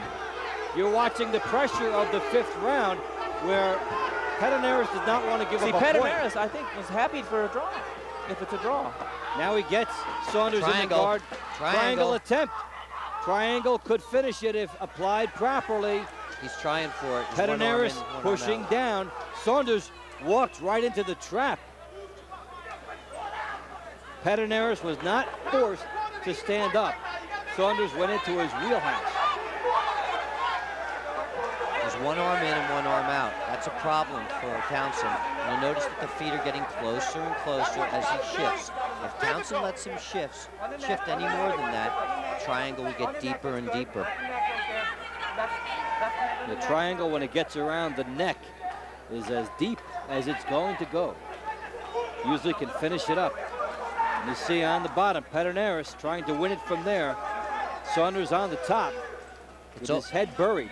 His leg's open now, and John Donahue took his toes out of the fence. Yeah, see, I don't know. If I was the referee, I think if there's nothing's going to happen here, I think I'd put him up. Oh, no, we're very close to a finishing hold. Triangle is getting deeper, as John suspected. It's getting deeper? We're very close. close Getting to close to the end. It's getting down near the neck. When his left foot gets underneath his knee in that figure 4 lock, the triangle will be complete. Why don't you slide it down? The time is running down. Well, because Townsend's stalking him. Final seconds, and this one looks like it will go to the judges. The triangle did not go all the way. It was close. So Pederneiras and Saunders. Saunders a little frustrated. We'll see how it gets scored. And Dan, it must be interesting to see a wrestler on the top having to be defensive. That's the difference in this competition here. Well, they think they won over there. I don't see how he won. But, you know, I don't see how he won on the rules, but, you know, maybe if the rules were changed where they got points from their guard position. Here's the triangle attempt. Now you see the triangle's in the back, and he's trying to bring it closer, John. Well, this foot has to get behind this knee. That's the most important part, and he can't do that unless he shifts, and Townsend won't let him. Ladies and gentlemen, we have a judge's decision. The winner by 3 rounds to 2 rounds, Townsend Saunders. So Townsend Saunders did enough with his aggression, and a stunned Andre Pederneiras looks on. Saunders gets the victory and escapes what would have been a devastating triangle to end it. So Townsend Saunders is ready to talk about it now. Let's get to that. See, I don't think people understand the rules. Win. Seemed sort of a classic game of cat and mouse with a wrestler versus a submission fighter. Well, first of all, I'd like to say hello to my family, wife and kids back in Phoenix, Arizona. Hello, Tassi. I'd like to thank Kevin Jackson, giving me the confidence to do this fighting game. Agent, partner Larry Sideropoulos, and Tim McClellan teaches the purest form of techniques and strategies to compete at this level. Mostly want to thank all my co-workers at the Home Depot across America, especially Tempe, Store 458, Brad Christie, Steve Ballack. I'm bringing home a win, baby. Back to the match. I think, I tried my strategy. I tried to get him on my ankle lock. That's all I've been working on. I heard it pop, that first little flurry. He didn't submit. He's very, very tough. I mean, you can see he's got that ankle up in the air. He was just very slippery. He's got a good strategy. And you seem to be very, very comfortable in the guard, and you couldn't pass it. You got close on a couple of front headlocks, it looked like there for a second. I think I underestimated him a little bit, he was very slippery, very flexible. I thought I was going to get him out real early with that ankle lock, and I almost did, but he didn't tap out. I mean, he's just an experienced fighter, he kept coming. What do you think of this format, grapplers versus submission artists? I like it. I like to continue this with, the wrestlers competing against the world. I don't like to see the wrestlers compete against each other. I'd rather see, the wrestlers compete against all the Brazilian Jiu-Jitsu fighters, the kickboxers, everything. I think we compete at this level. We can compete at this level. We just got to learn the submission holds. He almost choked me out right over here. I just stayed real strong. There's no way I was going to let him have it. And that's just from my discipline from wrestling. Yeah, you appeared, of all the wrestlers so far this evening, you appeared the most comfortable in the guard. Is that due to your training with Tim McClellan back in Phoenix? Absolutely. Tim and Kevin Jackson, he taught me. I've been trying to work on that ankle lock. It comes right from the guard. I almost got it. It just didn't quite work. So I'll go back to the drawing board and work on something else, If that doesn't work, I have to have another strategy. What's your future goals in wrestling? What's next for you? Well, I plan on winning the World Championships this next year. I'm going to train really hard to wrestle in Sun-Kissed in another couple weeks. And I got a Cuban tour. Then the Nationals is the key, and then Goodwill Games is coming up. That's going to be an extra bonus for me. My real goal is the World Championships. I'd like to be the best in the world. At least my discipline is wrestling. If I become the best in the world in this, then maybe I'll be happy. But I'm focused on wrestling right now. Great. You got a little ways to go to catch up to your wife, who's a world champion, but silver medalist in Olympics, not bad. She's a 2-time world champion, so I got quite a ways to go. All right, very, very impressive. Congratulations on the birth of your second child. Thank you, Jim. I appreciate it. Congratulations on a tough fight. Thank you. So Townsend Saunders coming up with a 3 rounds to 2 victory in this competition. Now 2 victories for the wrestlers, 1 for the martial artist. That one, of course, very close going all the way down. Townsend Saunders telling you that he was very close to being choked out with the triangle hold there, and he was able to hold it off. He was not going to let it happen, and there is some of the intrigue we have seen in this competition. So we're ready for our next match. That was an intriguing look at Townsend Saunders and Pederneiras. Let's take a look at our next matchup coming up. We've got Van Arsdale coming in here, match number 4 on our card. Should be a very interesting battle as the competition goes forward between the martial artists and the grapplers. Let's go and let's take a look at our 4th match. We're ready for the walk-ins now. Mike Van Arsdale, Renato Verissimo.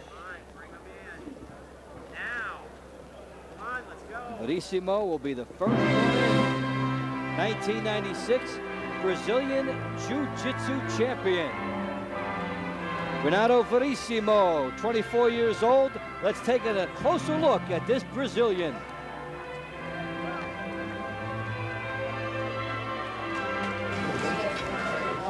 Does he speak? No, 6'1". 6'1"? My name is Renato. I'm another student of Furious in Pederneiras Jiu-Jitsu. And I'm from Rio. Now I'm living in Las Vegas for a couple months, And I'm gonna fight with Mike Mike, and I hope to do the only thing that I know how to do is fight, and to show some technique, to show something that to prove that jiu-jitsu is a good fight. I did a lot of tournaments in jiu-jitsu and wrestling, the same thing, some stuff, and basically the same rules, you know. And I believe that I can prove something good for the people that is watching the show. I try to sweep, I try to go to his back, you know, something like that. And basic submissions. That jiu-jitsu has a lot of stuff too. I like to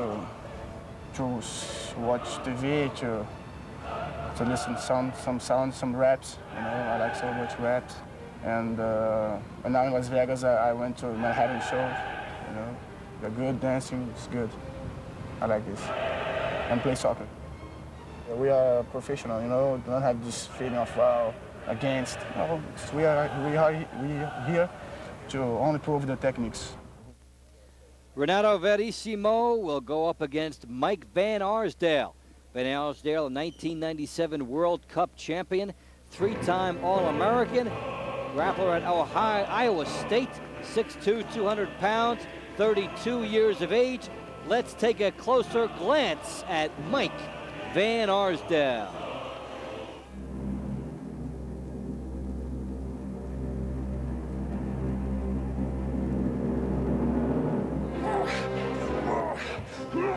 I've been wrestling since 1979, which is quite a while. And as far as grappling, this is something new for me. And I go into it with the same enthusiasm as I train for the Olympic Games. I really don't pay attention to cameras or the crowd when I'm competing. I'm pretty much focused, and I'm just focusing in on what I'm supposed to do. I look at this as the last opportunity I'll have to compete in my home state. So with that in mind, I look forward to the contest.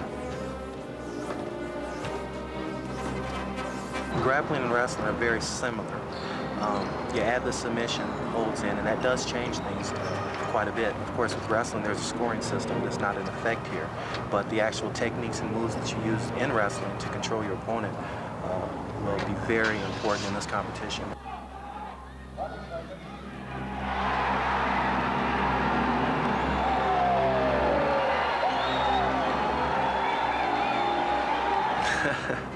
I'm a laid-back type of person. I don't go out that much. And I like to sleep. I have a girlfriend. I enjoy her company very much. I love to eat. Love to go out and try new foods. I just feel blessed to have the opportunity to compete. I want to fight the best. I want to go against the best guys out there, and that will bring out my best. I just can't imagine competing against someone of lesser quality at this point in time.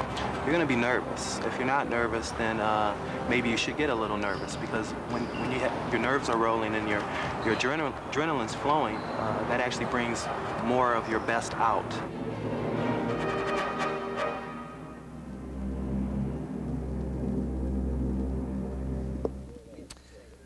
Let's see how nervous Mike Van Arsdale is. The height the same. He's got 20 pounds of weight on Verissimo, and he's got 8 more years of experience. The youth is on the side of Verissimo. Let's get the official introductions now from Gary Delabate. Ladies and gentlemen, in the red corner, weighing in tonight at 180 1/4 pounds, standing 6 feet 1 inch tall, from Rio de Janeiro, Brazil. He was the 1996 Brazilian Jiu-Jitsu champion, representing Luis Pederneiras Jiu-Jitsu, Renato Verissimo. We have to talk about that.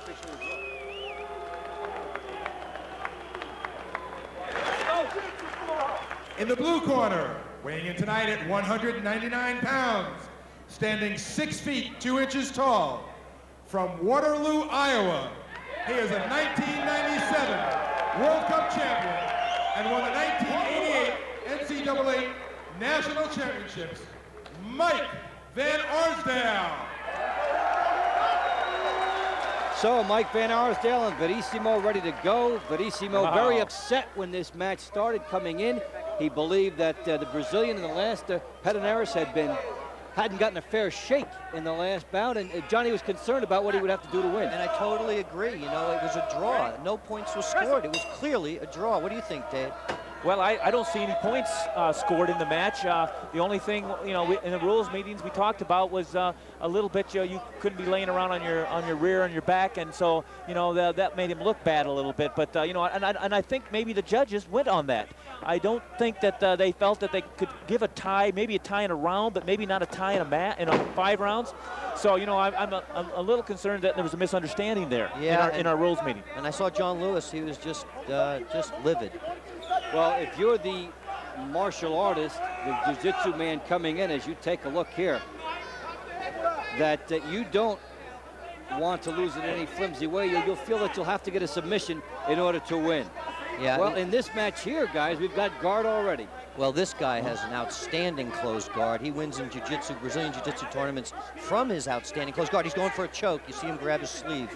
He's going to stuff that under Van Arsdale's neck. And he's using the sleeve for a little bit of leverage here, too. He's starting the choke, and Mike's not ignorant.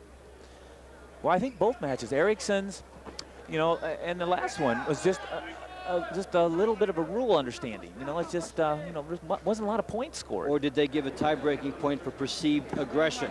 We'll have to see how that's what I think. Well, and I think it's wrong because the aggressor was the man on the bottom. But that's where I don't think people understand. And you got 2 wrestling judges. We think aggression is the man on top. We think we don't look at his aggression on the bottom, and that's what the difference is right now. It's a difference in 2 different sports. Jiu-jitsu people understand that bottom position, and they know when to be aggressive, but wrestling people don't understand the bottom position. Well, it seems to be that some mistakes have to be made, I guess. It's unfortunate. This is the first of its kind. Absolutely true. It's going to be a little bit of a learning, getting the bugs out, as Verissimo on the bottom here in the guard, trying to bring the legs up. Wanted a triangle, no chance from back there, as Van Arsdale creeping forward and getting himself out of that. The wrestler certainly spends a lot of time in this position, and I don't think he's that comfortable with it. No, he's not comfortable, but he's putting pressure on, a perceived pressure. Well, he's staying out of a point-scoring situation and a submission right now. But he's also keeping the gi in his hand to hold himself forward. Round 1, Mike Van Arsdale and Renato Verissimo. Verissimo with the clothing and on the bottom here. And Van Arsdale trying to operate from the top. And as we've seen throughout, the martial artist or jiu-jitsu expert on the bottom, very comfortable being there and trying to force offensive situations. You know, one thing that, you know, we really felt was, you know, the wrestler was going to score some takedowns, and he's just not doing a very good job. I think in that first match, actually, no, it wasn't yet. No, I didn't see a lot of takedowns. Not much in the takedown department. We've seen a lot of defense, guard, and negating tactics by both, and round 1 is over. Set, of course, scheduled for 5. You know, this shows me that guard position might be more dominant than a takedown, as far as being able to get to that position. Right, right. It's terrific when people understand it. I know Renato has a tremendous one. Work your position. Verissimo with the robe. Here's a look at him. Well, you notice that Mike Van Arsdale's holding himself down here. And that's holding him to him so that Renato cannot shift to get what he wants. Verissimo shifts the robe, they slap hands, and they'll start round 2. I think it's interesting that, you know, this guy has a full set of, what do you call those? Warm-ups. What do you call his gi? Yes. I mean, he's the only one so far. So far, yeah. And, you know, it's just, what are the advantages there you were talking about? Well, if he's going to be on the bottom against a bigger guy like he is, the advantage is that, you know, the guy's unaccustomed to it. Can't get handles that you're accustomed to. Maybe get a little slip sliding away possibilities from trouble. Down. And he can choke. Verissimo looking for the guard, does not get it. There's Van Arsdale trying for some control of his own. He's got to get to the outside there. Trying to drive with his legs. He hasn't passed yet.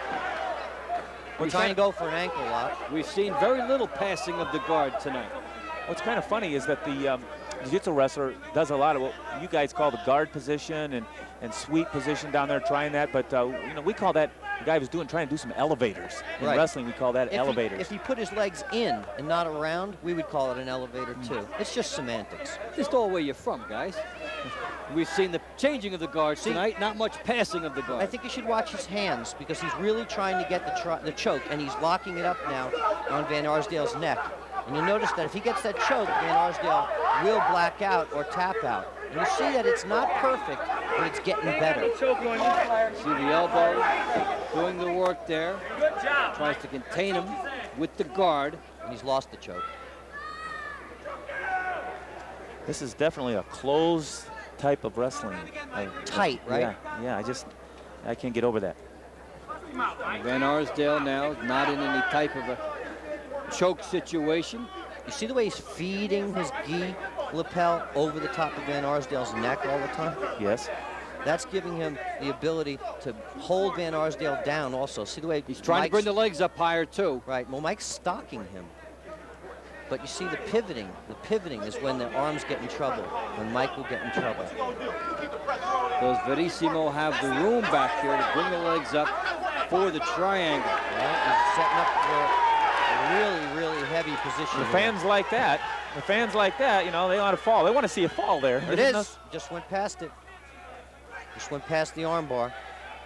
Renato has an amazing closed guard. Verissimo from the bottom, trying to work Van Arsdale here, trying to lure him into a trap. You know, I'm amazed that the wrestlers aren't getting caught more in these locks. Poked him in the eye with his thumb. Well, that was an accident. Yeah. But I'm amazing. The reason why I'm amazed at it is because they're there. And they're not used to being there, and they're there so long. I mean, they've been there in almost the whole entire matches. I mean, this position's there, the jiu-jitsu's position, but the wrestler is not getting beat here. Van Arsdale trying to crank here. Trying for a chokehold from the top. Yeah, which doesn't work. He can't move to the side. You know, he doesn't have the leverage. His hips aren't down. He's trying to get the legs moving now, but he's inside the guard. I feel like we're wrestling a jiu-jitsu's match. Well, and yet they're not beating us as far as domination. You know, they're not getting many locks. They had one ankle lock, I believe. Yeah, I see it that way. But that was more of a scramble, wasn't it? Yeah. That wasn't right off the guard or anything. So round two is in the books here. Verissimo and Van Arsdale. Verissimo on the bottom, trying to work the legs. See, this leg has to come over the front of his head. That's so important. This leg has to make it across this head. And Mike Van Arsdale's holding his head down very, very well. Makes it difficult. You see that rocking motion? Yeah, what's that? You trying to roll him? He's trying to move in position. And here's what would have been a takedown, but Verissimo is quickly there. He just doesn't, he's not smart enough to let go of this leg, so he never achieves the reversal of the guard. Start the third round, scheduled for 5. Renato Verissimo, 1996 Brazilian Jiu-Jitsu champion, and Mike Van Arsdale, the 1997 World Cup champion, 3-time NCAA All-American, considered a high-risk, explosive, flamboyant type of a wrestler. I think Renato's very tired. I don't feel that way. When you put your hands on your knees when you have a chance, makes me think you're tired. He's using good tactics, not pushing in. 15-minute matchup here, 5 threes. How would you rate Mike as a tackler versus Townsend? Dan. I think they're both explosive, but not when people are backing up. And that's what, that's the tactics that you use. Renato tried to tackle him. Well, but then he sat right underneath him.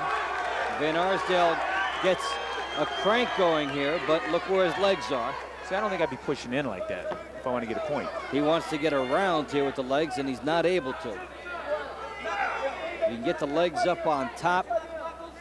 You can do a lot from the position Van Arsdale was in. I love the way Renato can push through all the time with his guard. He can frustrate you a lot of ways. Well, this hand here is so important that goes under Van Arsdale's arm. I don't think the wrestlers have figured that quite out That's yet. an underhook, see? And we like that on the feet, but we're not used to it on down here. Well, so you think he's doing the right thing, even though the position's different. The procedure. The wrestler? Yeah. No, the yeah. jiu-jitsu. Right, I think so. What has Van Arsdale done here? Has he helped his position at all? Looks like he's back where he was. He tried to get higher and was blocked. He's done nothing. He wants to. Yeah, of course. See, he's trying to go under now. See that? One theme that we've seen ringing through here thus far is the top means nothing.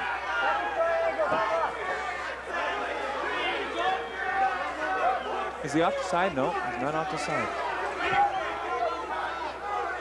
Van Arsdale cranking here. But still partially in the guard.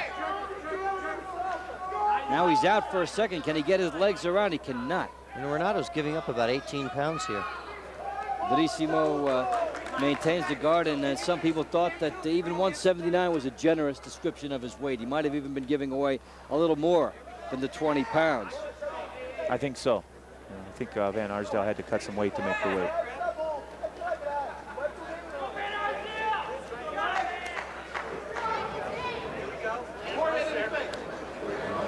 Definitely, they are slowing the wrestlers down. Jiu-jitsu players are slowing the wrestlers down, and they're in their positions. We're not in our positions. But no submission after 3 rounds. Scheduled for 2 more. For the rules of the game, we need takedowns, and we're not getting them. Very few takedowns, very few passing of the guards, very few sweeps, very few throws, things that would be points. What we've got is guys who are defensively oriented and able to negate and look for one potential closing situation rather than try to pile up the points. You see Renato pulling his gi off. He's breathe a little. Yeah, well, he should. That's a lot of heat there. Yeah, and he's outweighed by 18 or 20 pounds. Or 25. Yeah, you think that it's been a day later and that Mike is up another 5, huh? Yeah, eating and 5. I'm you asking can eat your you. way I'm up. not telling you. How much? Oh, he's probably light now. He's sweating, but working out. But you know, he probably had to cut 10 pounds to make the weight. So he's looking at about 205 pounds right now. 210. And Renato's soaking wet 181. We've seen how guys who are lighter have negated that. Earlier in the competition, we saw Kosaka, 220, giving away 66 pounds, and did not bother him. He lost a very close one, but was very tightly in there the whole match. So round 4, Verissimo and Mike Van Arsdale. Van Arsdale stalking. What else is new? I love the initiation by Renato to smack hands to start each round. That shows real camaraderie. Sportsmanship, the fact that they're both into it.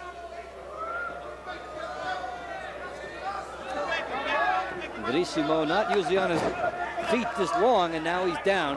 What he can do is look at Van Arsdale gets That's up. points. There's some points. That guy's a flurry man. He's going under to get a knee, by the way, just in case. Holy no one cow. sees. Well, we did a good job of stopping that. Van Arsdale did a great job of stopping that. He did Look at Van Arsdale's. I'd have to give him a point on that takedown. Situation now. He's in a good the back. offensive situation here. Now he can apply a little bit of weight to a potential neck crank. Look what the leg is.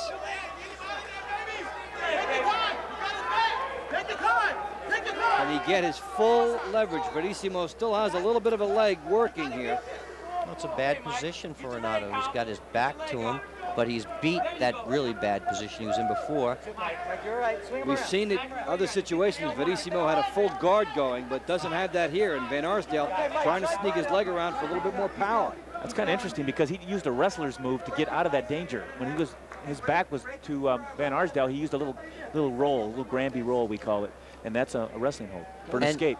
Right, except that he was going for a knee afterwards, you know, right, so it put him in a position. Exactly. He used it to keep, get him off his back, plus the fact that there we go. Really good position. There's a dominant position. That's it. He's definitely scored a point in this one. Oh, yes. Van Arsdale has a good chance here. The neck is cranking. You see more of his body leverage is in here. He can put more weight on an attempted finishing hold. Trying to the go legs over the turn leg. around.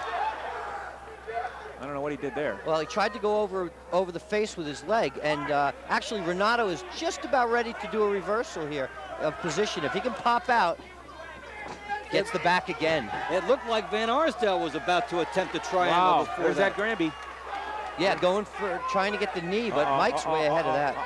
No. I wouldn't say that. I wouldn't roll there. Mike Van Arsdale, Renato Verissimo. Where's his right leg? I can't see his right leg. He's got it in his arms. Yeah, he's in pretty good shape there, but his ankle isn't caught. Van Arsdale continues to work the head here. And more upper body leverage can be applied to his potential finishing situation, but it may be too late for this round. He's running out of time. Good round for Van Arsdale, good control for him, and Verissimo will be happy. He's got another round in which to try to do his damage. Yeah.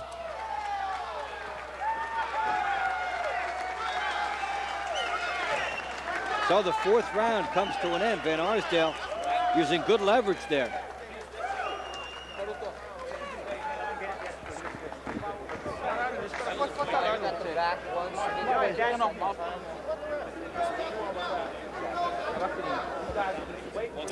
Here is Van Arsdale and Verissimo, and Van Arsdale doing good work. Gets the top position and has a little bit more to drive with here, John. Yeah, this is very important. This leg almost got put in danger, but Van Arsdale's arm negated that. Van Arsdale's arm negating Verissimo. You see in John's diagrams what they needed to be doing. And in the slow motion, when you see the leg pull away from a spot where if it had been there, you would have seen some type of a finishing hold. We go to the last round now. Round 5, Verissimo, Van Arsdale, last chance dance for these guys. He's getting ready. He's psyching up. I like that. He knows he's down. See, he's holding his knees. I think that's a sign of fatigue. And doing a little bit more running around here, John. You're right. We've seen Verissimo up on his feet more. He's psyching himself up, though. I can tell.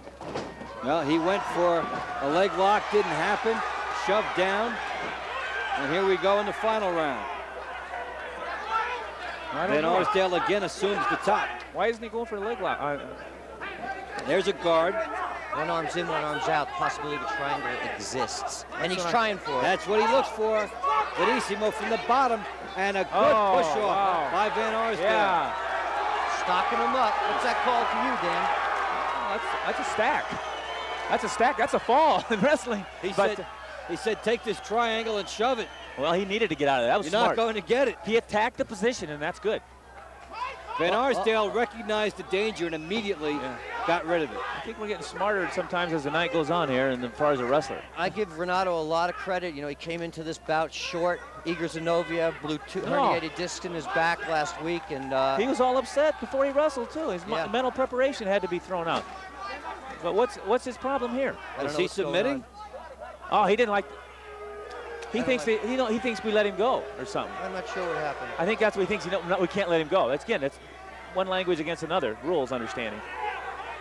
Now he's waiting for Van Arsdale to stalk. I think he's upset too. He's losing the fight. Had a shot at the triangle taken away from him. He's got to worry about himself. Van Arsdale again. Hitting the top. Verissimo trying to get him in the triangle. Almost. Hands Very pushing close. down. But Van Arsdale has seen these situations here. What other type of finishing hold would be open? Well, he can get a nice shoulder lock from there, and I thought he was going to try to turn it out, but I guess Mike is just too powerful to do that to. Van Arsdale driving, even though he's inside the guard here.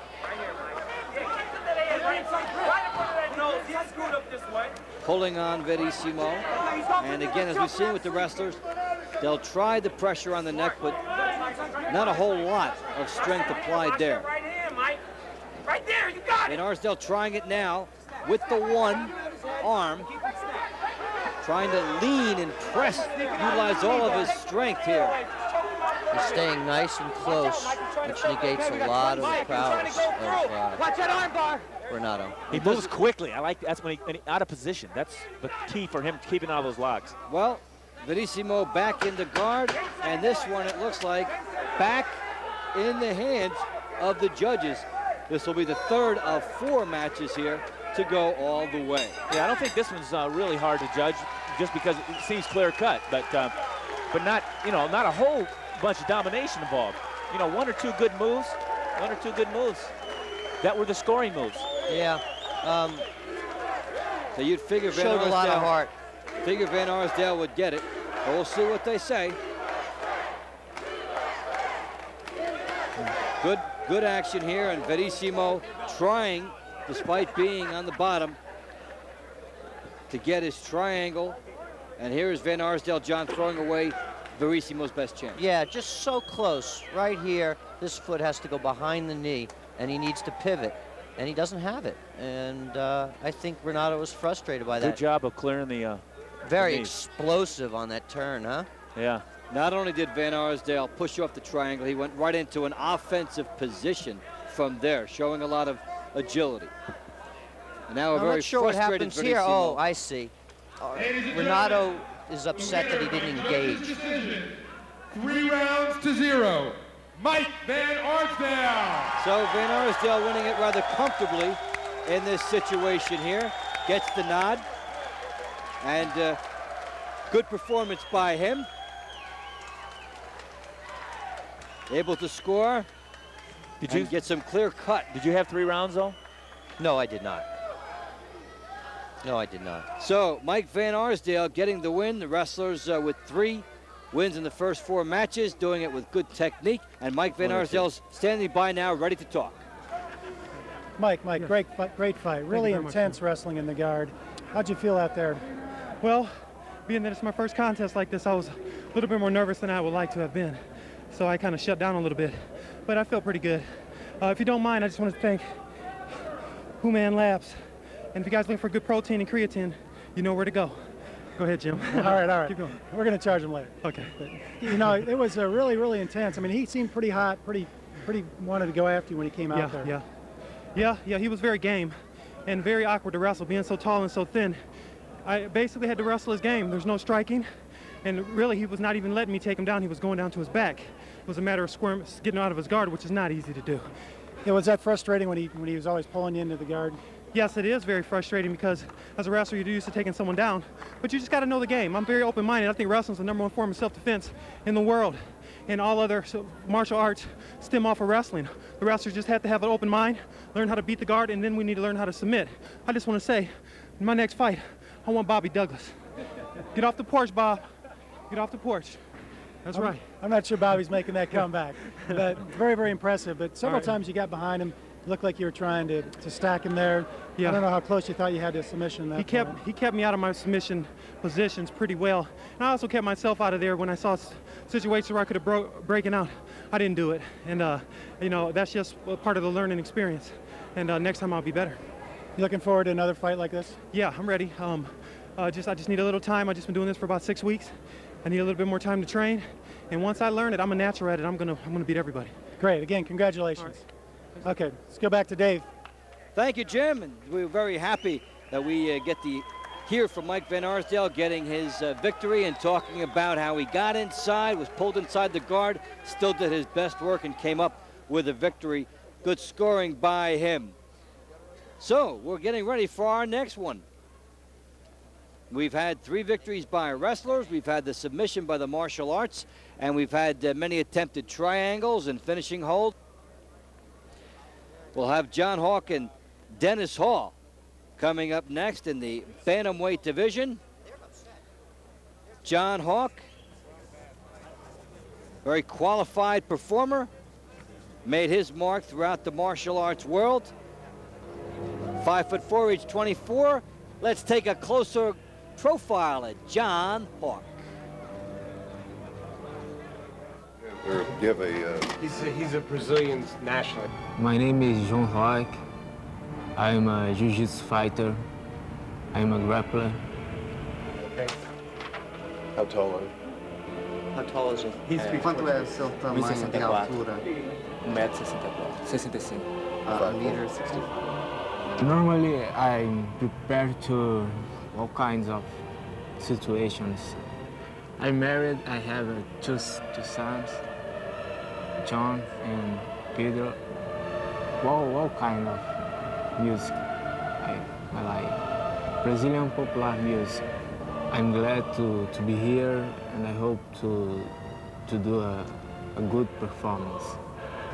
And I believe in the win. So John Hawk, the Pan American gold medalist, will go against Dennis Hall. Dennis Hall, the Olympic silver medalist, coming in here, 5'3", 128. Let's get to know Dennis Hall a little better.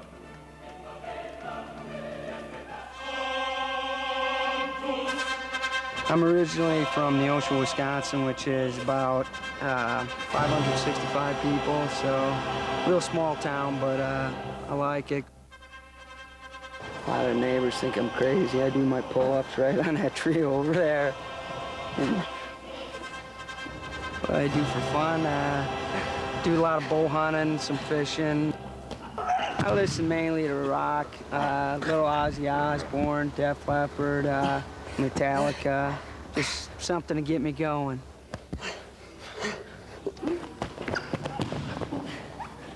The Olympics was pretty neat for me this last year, with it being in the United States down in Atlanta. I ended up taking a silver medal, and that's what keeps me wrestling to this day. I want to go back in 2000 and hopefully capture the gold medal for the United States. I feel great, you know, especially after this last World Championships with the way things went. It just motivates me every day, and that's all I'm going to think about till 2000. Actually, I'm not afraid to fight with submission holds in a different style. I'm just looking forward to learning all the new techniques. The reason I started Greco-Roman wrestling was because my brother Dale, he was a lot better at freestyle wrestling than myself, and the only way I could beat him was by throwing him. So I guess he was the one that got me into Greco-Roman wrestling, and I owe him a lot for that. My wife and I just had our first son last August 3rd, and it was an incredible year. A lot of ups and downs in my training. I didn't realize how much a kid would change my training schedule. I'm on his schedule. He's not on mine. After I made my first Olympic team, me and one of my buddies that's fighting, Dan Henderson, I said, hey, let's get a tattoo. I was waiting to get a gold medal put around the bottom, but I guess I'll have to wait until 2000.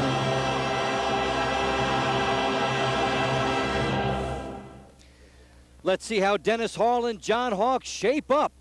5'4" versus 5'3", Hawk with a little bit of a weight advantage, and the age is very similar. Let's get the official introductions. They're both standing by. So is Gary Delabate. Ladies and gentlemen, in the red corner, weighing in tonight at 138 1/2 pounds, standing 5 feet 4 inches tall, from Brasilia, Brazil, he is the 1997 Brazilian Jiu-Jitsu World Champion, representing Luis Pederneiras Jiu-Jitsu, John Hawk.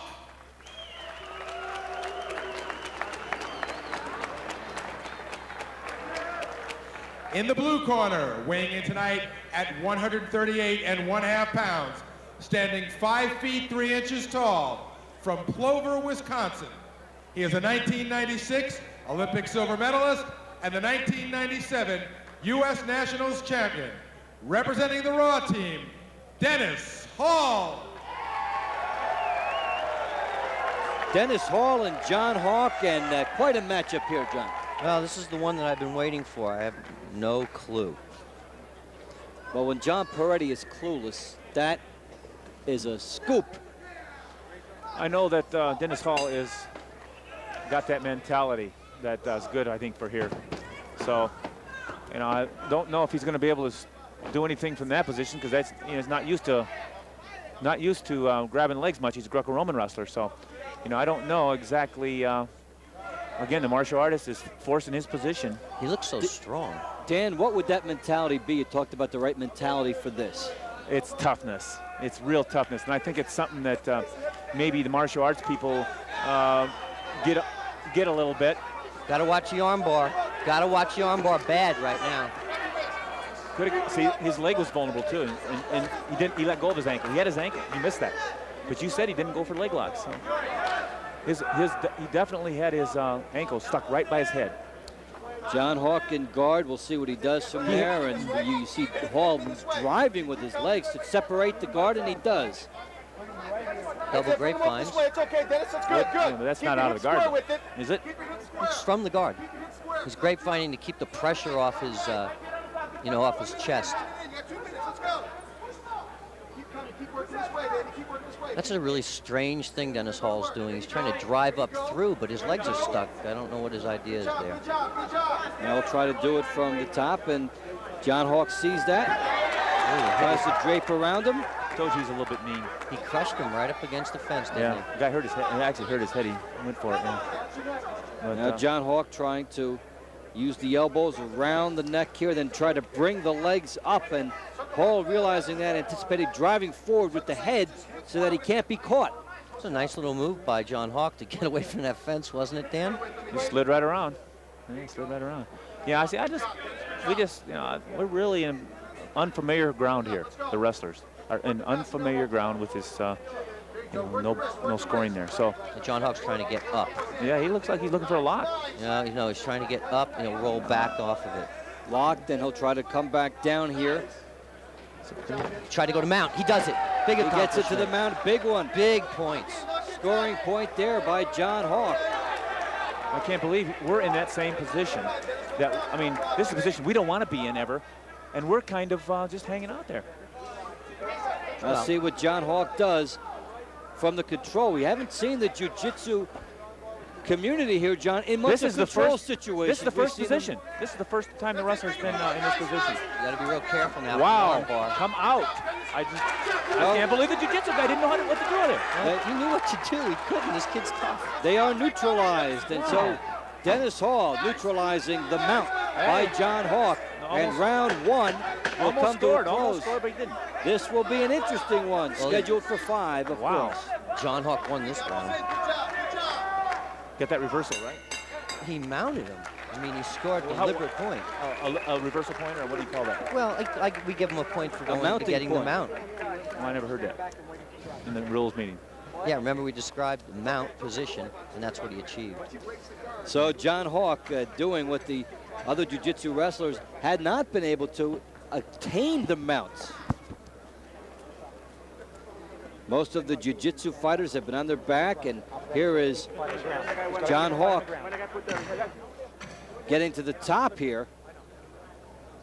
And then Dennis Hall, Dan, fighting his way out of it very adroitly. Right, well, a little bit of scramblability there, but, he really got stepped over with the hips. The guy really did a nice hip move on him to get his, I believe, a point for the round there. Dennis Hall, a 1996 Olympic silver medalist, 1997 U.S. Nationals champion.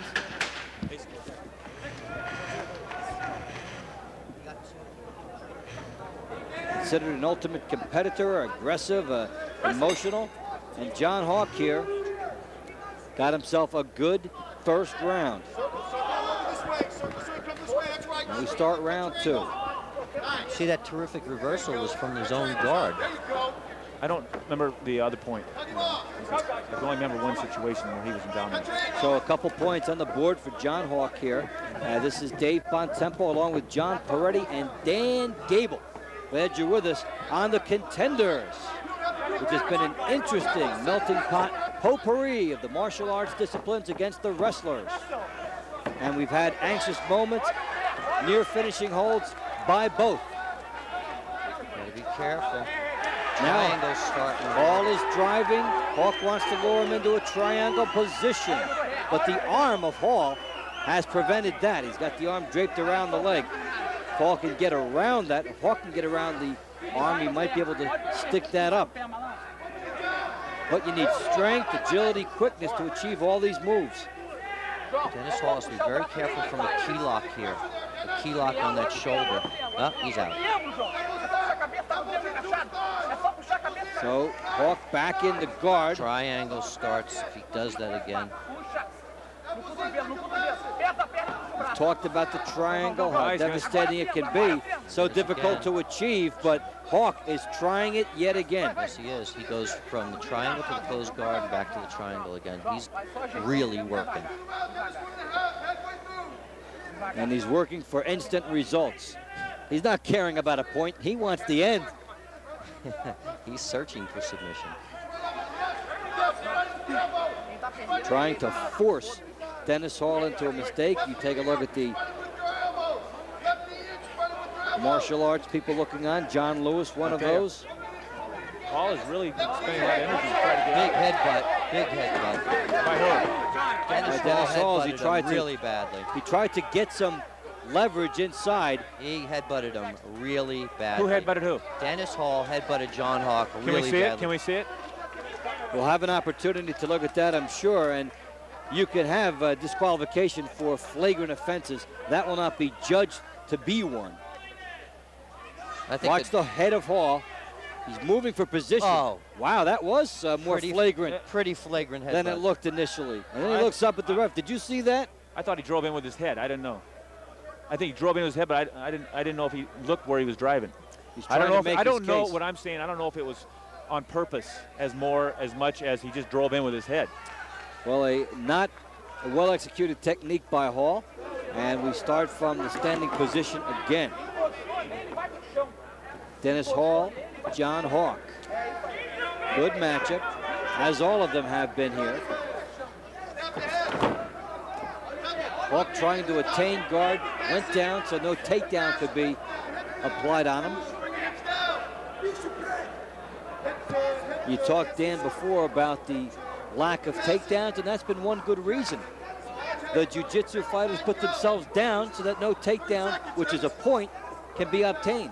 That's right. And that's the tactics of backing up and throwing themselves down is definitely a tactic that's good for martial arts, and that's where most of the matches have been wasting. You know, just right in here. It's just nobody's really got an advantage position, one side or the other. When you consider how low-scoring the matches have been in general, the jiu-jitsu fighters do not want to give away what they would consider a cheap point via a takedown. And so this round comes to a close. Scheduled for 5 3-minute rounds. Hall's getting frustrated, and he's losing his cool a bit. That's what his problem is. Yeah. And that was, in my opinion, well, probably cost him a point. I didn't see the point. Who gave him the point? I didn't see it taken away. Oh. Try to find out. Taken away, that'd give him a -1 then, huh? The headbutting here, a point does not always have to be assessed for a penalty. A warning can be just as effectively administered. A point is not automatic. And so we saw that Hall was warned, not in this shot. I think that was the second one. Not in this shot. I think it was after the headbutt or something. Yeah, we need to see the first one. Did they, who knows how they call that?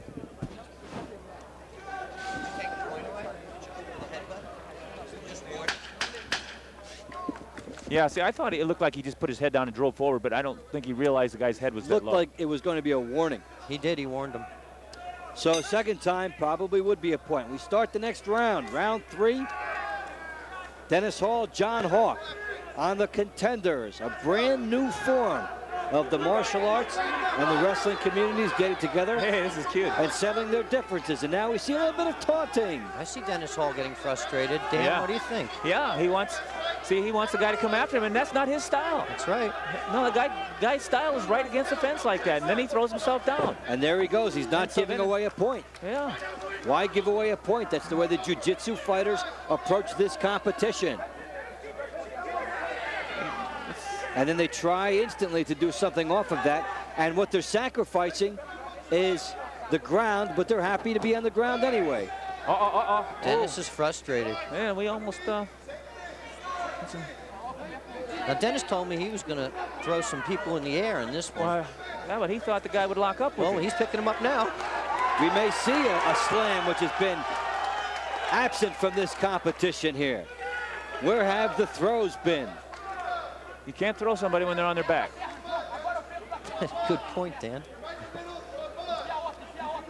Key lock, very dangerous. Potential is there.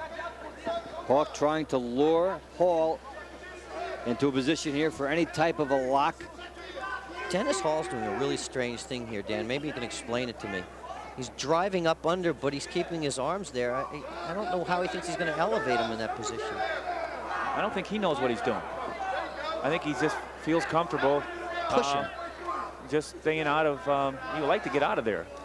He don't want to be there. I can tell just the way he's acting. Dennis Hall doing a little freelancing here. And that's the case of the majority of the kids, the wrestlers tonight. They just didn't probably feel too comfortable in this position. Look at John Hawk, pretty calm right now. Oh yeah, all the jiu-jitsu guys have been just expressionless in this position. John Hawk could be conducting a seminar right now from this position. Now, when I have the guy here, I'm going to do this. He's waiting. He's looking at his corner. He's getting coached at the same time. He's doing a good job of convincing that he's in control. Yeah, Dennis Hall's actually pulling on his foot a bit, but yeah, if he pulls that the wrong way, it's going to be a lot of pain for John Hawk. John Hawk's pretty sexy. He see what he's saying now is he can't roll him because the fence is there, but he would try to sweep him, but he can't because the fence is there. Goes for the leg. Goes back to full guard because he knows he can't sweep him. Yeah, Hall too well positioned to allow that sweep. And so the third round is going to go in the books, and a rather quiet one. Yeah, there's a headbutt again, not called. This is how he mounted him. This is how he mounted him before. This is where he pushes his head in there. He didn't headbutt that time. But apparently, I've been careful if I was him, just because they're looking for it. He's going to tell him again. Referee's going to tell him again. He's warning him again. He made contact with the head, Dan. And that's right. I think it was a butt. Well, unintentional, but I think it was a butt nonetheless. Well, here's Dave Bontempo. He's the master of seeing the headbutt. Seen my share of headbutts. This one at least won't open up a cut. Let's take a look at it. Nice technical advantage using the shorts. So he called that a headbutt right there. You see that? Put his head down in there, and I don't know. Well, I didn't see anything. Yeah. From that angle, not conclusive, but John Donahue issuing a second warning for the head, and Dennis Hall will have to keep that in mind. Start the fourth round coming up. So he's warned him, and next one he's going to take. John Donahue issued a warning off of the second headbutt. Another one would result in a point. That's a fair job of officiating, letting the fighters know exactly where they stand and not being too point happy, especially in a low scoring contest. As a referee, you don't like to decide it. So the fourth round is underway. Dan, based off what you've seen on the competition, Hawk getting a couple points, what would you tell Hall here to try to reverse things? Well, I think if I was, I think one disadvantage Hall has right now is that he's not a leg tackler. I really like John Hawk right now. I think he's showing a lot of guts. No, I think he's showing that I'm winning the match. That's what he's saying. You know, he's confident in his mind he's winning the match. But Hall wants him to come in, but you know that's not their game. That's not their game. Hawk is trying to get. Hall's going to have to stalk him, and he's going to have to going to have to get out of there though. Let's see, when the guy falls, he needed to back up. He didn't. No, he made contact. He needed to back up. Be able to move on his feet you wonder to the side. Tried to roll him. You wonder if Hall could, when that happens, go to the side quickly, look for some side control. That's off if of he would the retreat slide. a little bit. If he would retreat. But instead, he's just, so used to attacking that it's just real difficult. You see John Hawk lying on his back saying, no, you're not going to make this. You see him holding both wrists? Very cool customer, John Hawk. You know, most people on the bottom, it can be a panic situation, but we've seen with the Brazilian fighters and the jiu-jitsu art, not that way at all. Triangle attempt, rejected, back in the guard for John Hawk. And John, I like how quickly he goes from an offensive maneuver, which didn't work, right into guard position again. Yeah, I mean, John Hawk is just terrific. That's why I wanted to see this bout so badly, because this guy is so renowned for being, so good with the gi. He tried to do that. He tried that hip heist. Yeah. John Hawk has basically instinctively in his head, he's 3 or 4 moves ahead of what's happening. That's right. That's right. It's a calculation game. But I'll tell you, I'm learning some vocabulary over here from Dan Gable. A hip heist, huh? Hip heist is very common in all wrestling. That's one of our maneuvers for counters. He's going to do it again. He's trying to get that mount position again. And John Hawk again looking over toward his people. There's not much time. Waiting for somebody to tell him to do it.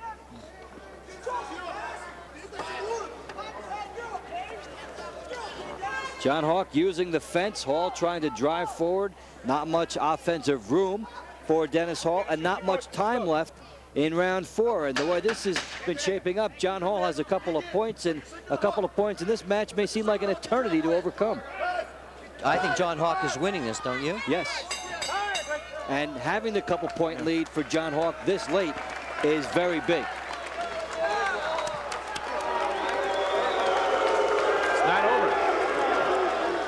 Yeah, he's cocky. He don't need it, you know. I guess it's good for the crowd. Get the crowd into it. Well, part of the big psychological warfare that goes on in the minds of some. Yeah. With some people, it's a matter of machismo and your manhood being tested by the wrestling, and so you'll always get the look that you're very confident. John Lewis coaching John Hawk, and John Lewis, a very fine athlete, wrestler in his own right. And there's Pederneiras over there.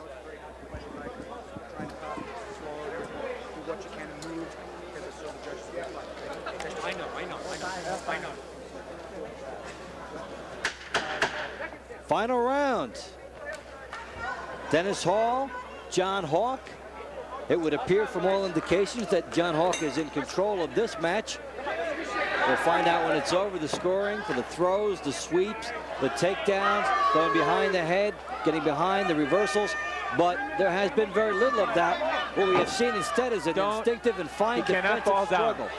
Oh, that was a mistake again. Same mistake. Well, Dennis Hall has not had that ability, Dan, to when Hawk goes immediately down to go for the side control. That would give him a big advantage, and that's something that we'll look for in future competitions.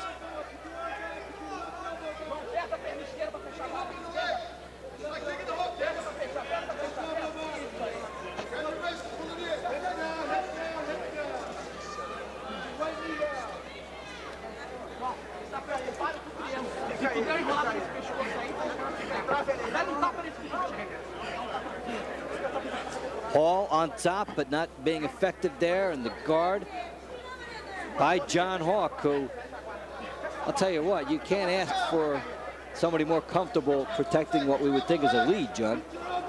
Very poised, he is very tough, he's not showing himself to be vulnerable here. I think it's a lead, but I have no idea what those three over there are thinking. Oh, they think it's a lead. If you said they scored 2 points in the first round, you said that? They said that. To you? Yeah. Well, then there hasn't been anything since that time. Has there? Have you seen anything? No. I've seen no points by either side. No, I mean, Dennis Hall hasn't gotten out of the guard in the last 3 rounds.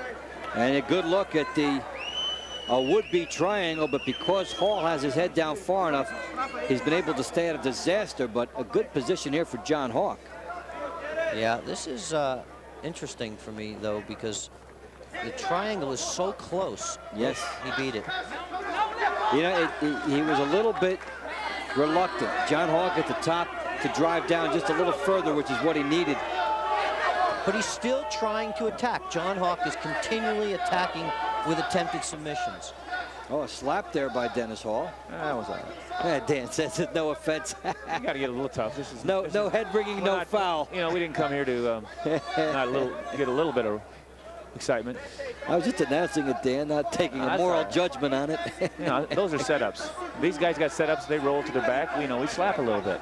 We pop the head, but we don't. You know, we don't want a headbutt, but we like to pop the head a little bit with a hand. But it's not really working, so we're back in the guard. We've never left. Well, he did break through. Remember, he was on his feet. He tried for the he was completely away off the guard, but not a reversal. No. For Dennis Hall, it's been a bout in which he's had very little opportunity for offense. He's tried to drive into offensive position, but John Hawk has not let him have it, and it would appear that John Hawk has this one safely tucked away. You can't grab the neck, huh? See, what was he doing? I couldn't see. He just grabbed the neck and he pulled his hand away. He's doing something. Anyway, the bell rang. Bout is over. John Hawk convinced he won. Crowd not happy. Dennis Hall goes around, says he won. And thus far, we've seen 3 wrestlers prevail and 1 martial artist. Dennis Hall just winked at me. He thinks I think he thinks that he's going to win. Well, every decision thus far has gone to a wrestler. And if you're the wrestler here, maybe you feel the same way. But I don't think he's going to win this one. I don't think he's going to win this one based on a couple other situations that, that happened during the event. The only reversals that occurred were from John Hawk. The only points scored were from John Hawk. Well, I saw 1 point. Ladies and gentlemen, we have a judge's decision. The winner by 2-1 rounds, John Hawk. And so, as we suspected, John Hawk gets the win. Second win for the martial artists versus 3 for the wrestlers. And John Hawk doing it mostly in the first round, as it turned out, and then able to maintain the lead after that. We talked about his ability to keep his lead. And John Hawk is standing by now with Jim Scheer. A lot of emotion. John, come here. A very, very tactical fight. You looked like you almost had his arm locked out early in the first period. Well, first place, good night, and sorry about my English. I would like to thank lives in Pederneiras team and my family, my mother, my 2 sons, and my wife, Jacqueline. Thanks. Congratulations, great fight, great time. And all of my students. Thursday, I'm here. Good fight, congratulations. Dave, let's go back to you. Thank you, Jim, and we've got some nice bonus coverage coming up. We said it was 3-2 for the wrestlers.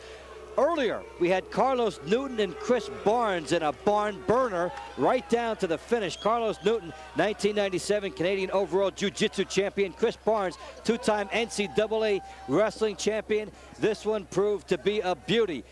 This is Dave Bontempo along with Dan Gable and John Peretti. We go to round 4 of Carlos Newton and Chris Barnes.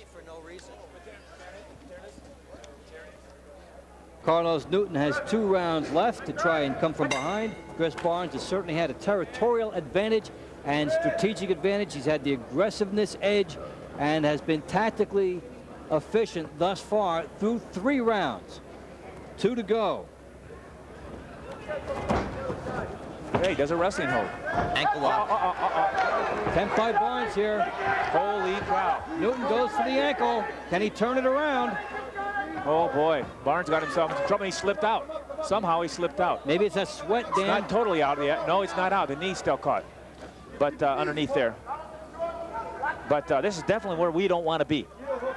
You like this, don't you, John? Well, I'm having fun listening to you, actually. You see Barnes trying to go for an over scissors as a counter. He got out.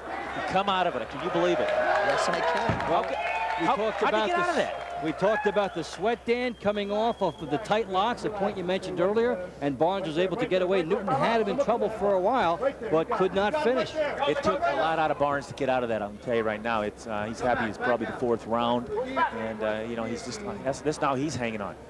He's hanging on to kind of a situation his where right arm is really, I can't believe he hasn't extended himself like that at all. There, his scramble ability helped him there. Definitely helped him there, but he's not really putting the move on. He's kind of catching his breath here. Barnes, after a tough beginning of the round, has about a minute and a half to get through. Now he gets some protection and gets close to Newton. You see him utilizing the clock a little bit as he slowly tries to climb into offensive position. And Newton has turned his back on him. And all of a sudden, Barnes is in charge. Well, he's keeping his hips down this time, down below his hips. Before, he did not keep his hips down. When his hips got up, he was able to go through with that ankle and knee. So definitely stay below the hips on the when you're attacking. If you'll notice, what Barnes is trying to do is to push that leg through. But Carlos is giving him that little face lock and pushing him up, so to keeping him back. John, should Newton have been more aggressive in this round, considering what happened for him earlier in the round? He just needed to have a little bit tighter leg on that, and everything would have been fine. He had his opportunity there. That was. I mean, he had the ankle twisted. He had the knee twisted. It just against a guy that's flexible and sweaty. Well, in 5 3-minute rounds, you may get a couple of opportunities, no more, to obtain a submission. And Newton, after being on the defensive end, certainly had his golden opportunity early in round 4. Got one more stanza coming up in what has been an entertaining matchup. Yeah. The referee is telling him to get it together. Let's make some movement here. And Newton won't mind, actually Barnes wouldn't mind a little bit of time off after what Newton did. as he collected himself, and that's it. The end of the round has come. That gave him a point. I was going to call it even. I was going to call it even before that. I'd give it to Chris. Just on that last, he hit a nice duck. That was a takedown. Is that what you call that, a duck? Yeah, duck under. Yeah. Duck, guy's leaning. How much credence do you give what Newton tried to do and what offensive strategy he had early in the round? Is it a point-scoring situation or just good aggression? It's good aggression. I don't think he... Let's look at it.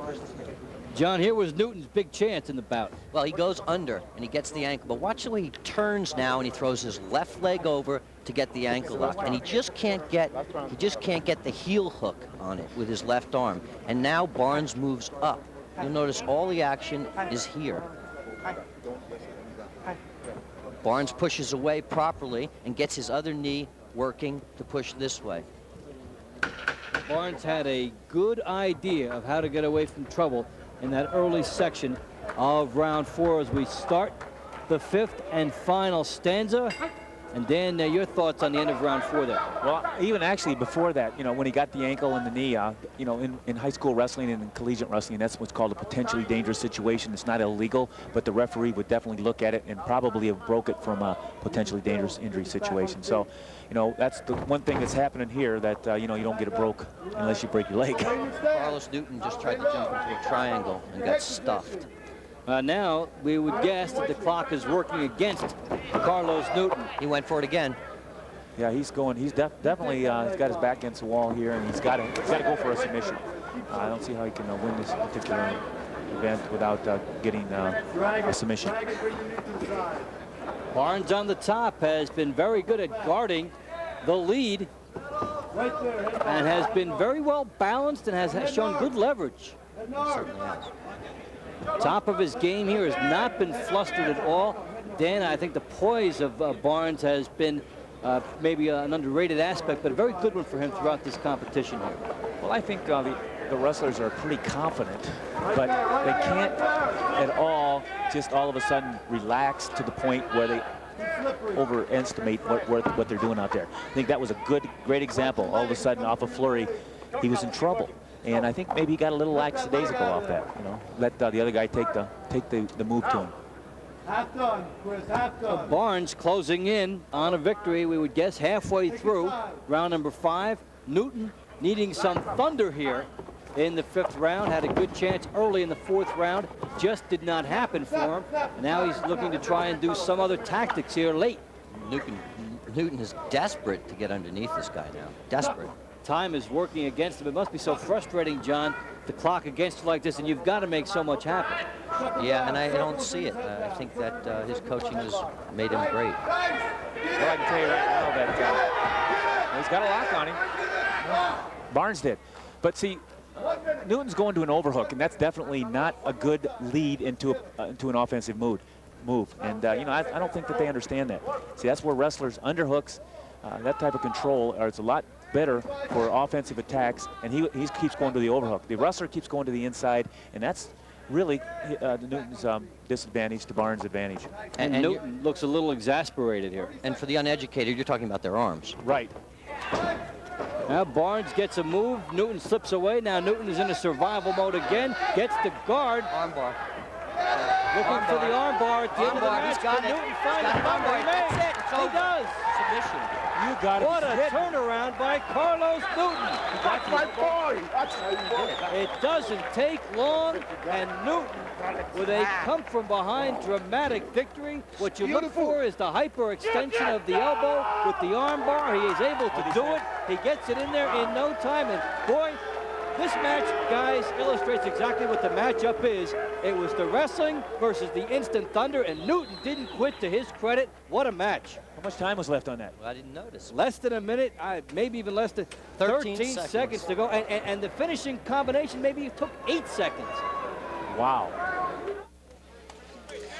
Carlos Newton with the most dramatic victory of the evening. And now we are ready for our main event. Final match on the card, Matt Hume and Kenny Monday. There you get a look at Matt Hume, founder of AMC Pancration. Let's get to know Matt Hume, 31-year-old, a little better.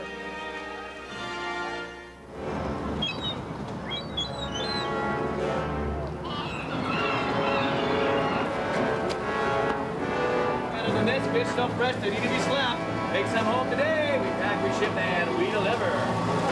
Who's next here? I don't consider this a new thing for me. I've been doing submission wrestling for a long time. I've done pancreas, I've done pancration.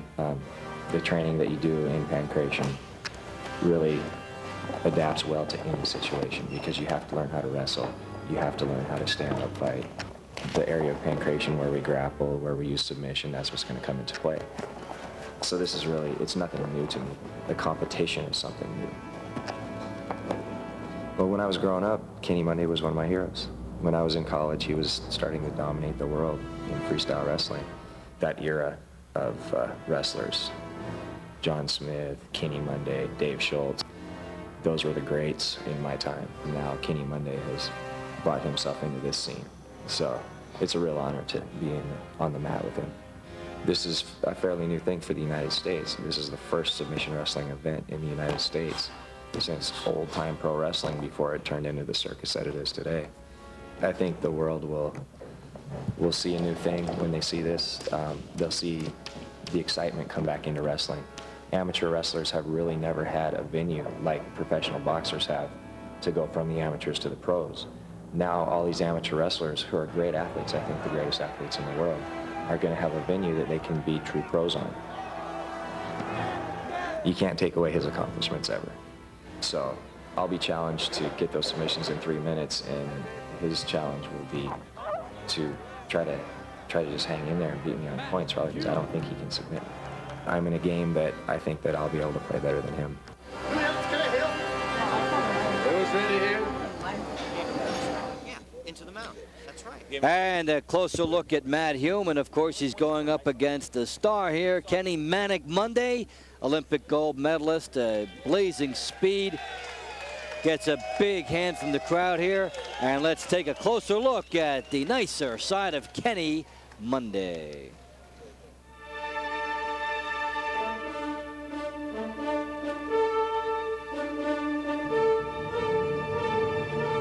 I've been wrestling for 30 years. I started when I was 6 years old at the YMCA. I made a name for myself, growing up just in the neighborhood and stuff, being able to ward off the bullies. I was about 10 years old. I was inspired to go and win a gold medal, and every day I would talk about being in the Olympics.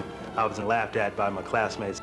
Winning an Olympic gold medal was just an incredible experience. It's a feeling to represent your country. When you win, it's everything that you trained and everything you've done to get to that level kind of come before your eyes. When I was standing on that podium, and all the people that wished me luck and wished me well, I had thoughts about that. And so it's the journey that you really get the most enjoyment out of. And so wrestling has been really, really good to me. I've been able to go all over the world. Been to 12 different countries, and making me appreciate living in America. The condition that you have to be a champion in wrestling is far superior to the other sports. One of the most unfortunate things about wrestling, there is no professional level as far as making a living like the other professional sports, so, basketball, boxing. And so the Contenders is bringing an element to the sport, gives us an opportunity and a forum to show our skills. What really helps me to be successful is the support that I get from my family. My wife, Sabrina, my little girl, Sydney, she's very excited about my school and watching all the kids wrestle and that type of thing. The competition runs high in my household. My wife, she's a high achiever, and I'm a high achiever. She's a #1 director in the state of Oklahoma in Mary Kay Cosmetics. Just won a 4th pink Cadillac. Yeah, the pink Cadillac. Yeah, absolutely. My opponent, Matt Hume, he's a tough competitor, and so I'm looking forward to a very spirited fight, showing him what wrestling is really all about.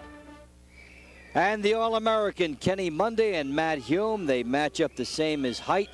Kenny Monday with 9 pounds more in the age. They're both in their 30s. That's the matchup between Matt Hume and Kenny Monday to culminate this exciting card. Let's hear the introductions now.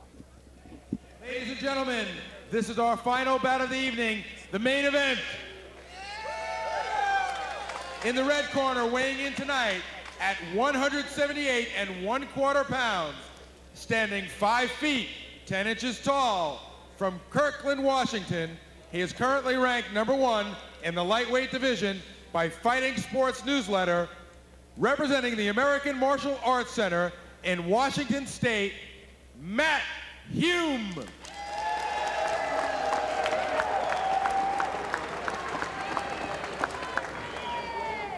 In the blue corner, weighing in tonight at 179 pounds, standing 5 feet 10 inches tall, from Tulsa, Oklahoma, he is a 3-time Olympian, winner of a gold and silver medal, Kenny Monday. Monday and Hume, you can't match them any tighter. Hume #1 by Fighting Sports Newsletter, and look who's #2. Kenny Monday ranked right with him there in that competition, and here they are, ready to square off. Kenny's got his fists up. Hey, you know, whatever he needs, it's okay, as long as he doesn't use them. Kenny is one of the most versatile wrestlers you'll ever see. He can strike when those type of competitions are intact. He can wrestle when that's the name of the game. He'll show speed when that's the name of the game. Can't believe Hume's hand fighting him a little bit. Yeah. It's kind of surprising me. Well, I'll tell you something. Matt's a little smaller than him. Oh, there. Well, he didn't hand fight him there, but he's hey, we trying felt. hard. Kenny went for the takedown. No, goes for the leg. Watch it. This is Why bad Monday for did Kenny. that? I don't know why This Monday is did that. Bad for Kenny, I'm telling you. I'm telling you it's bad for Kenny. I don't know why he did that. He tried to be sexy there, and you're playing with the wrong guy. Well, That's a toe hold right there. Tapped out. He's got him. Wow, explosive finish from Matt Hume. Kenny Monday grabbed the leg, and it was the Never tried wrong that. place to grab. He did something different than the other fighters. He was more offensive-minded, left himself open, and Matt Hume beat him quick, beat him neat, beat him on an ankle. He tried to wrestle. He tried to do a martial arts move. He's a wrestler. Right, but Kenny Monday has had some previous success in striking competitions, and you know he had to have that in the back of his mind coming in. He was a dynamic striker. But here with the striking out of it, Kenny Monday. Ladies and gentlemen, the winner by submission, 45 seconds of the first round, Matt Hume.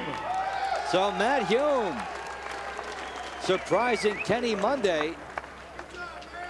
And it can happen that quick in this competition. You make one mistake, and that's it. John?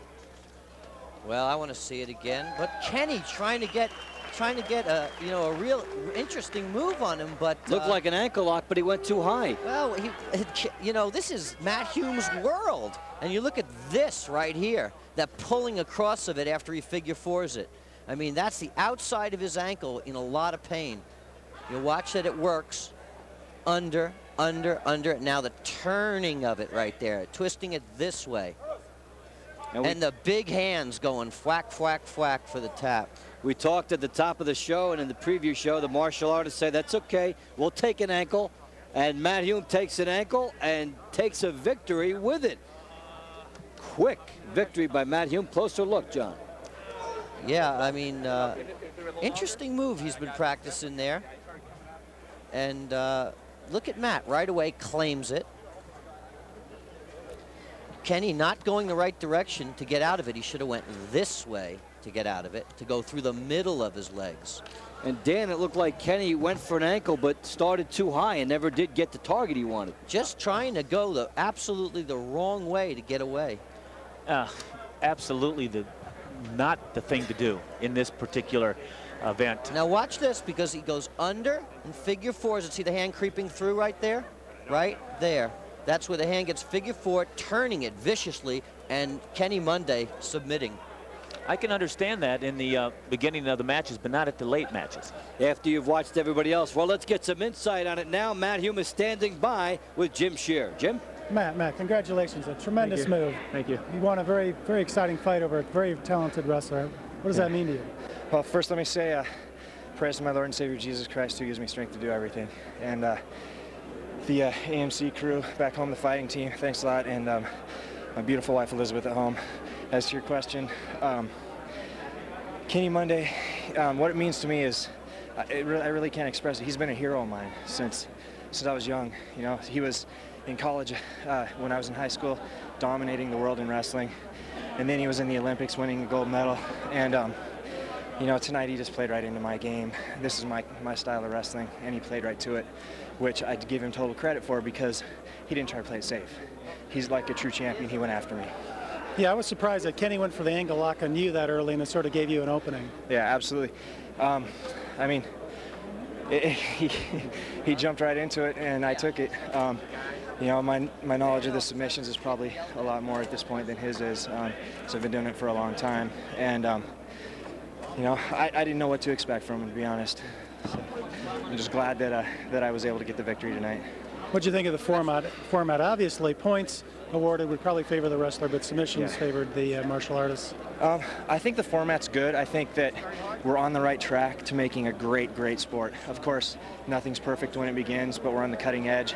I think that reviewing all the fights, of course, that was the last fight, so I didn't get to see all the fights. Reviewing all the fights, I'm sure there will be a few differences next time, and we'll get it to where it's the perfect sport, but I think the people are going to like it.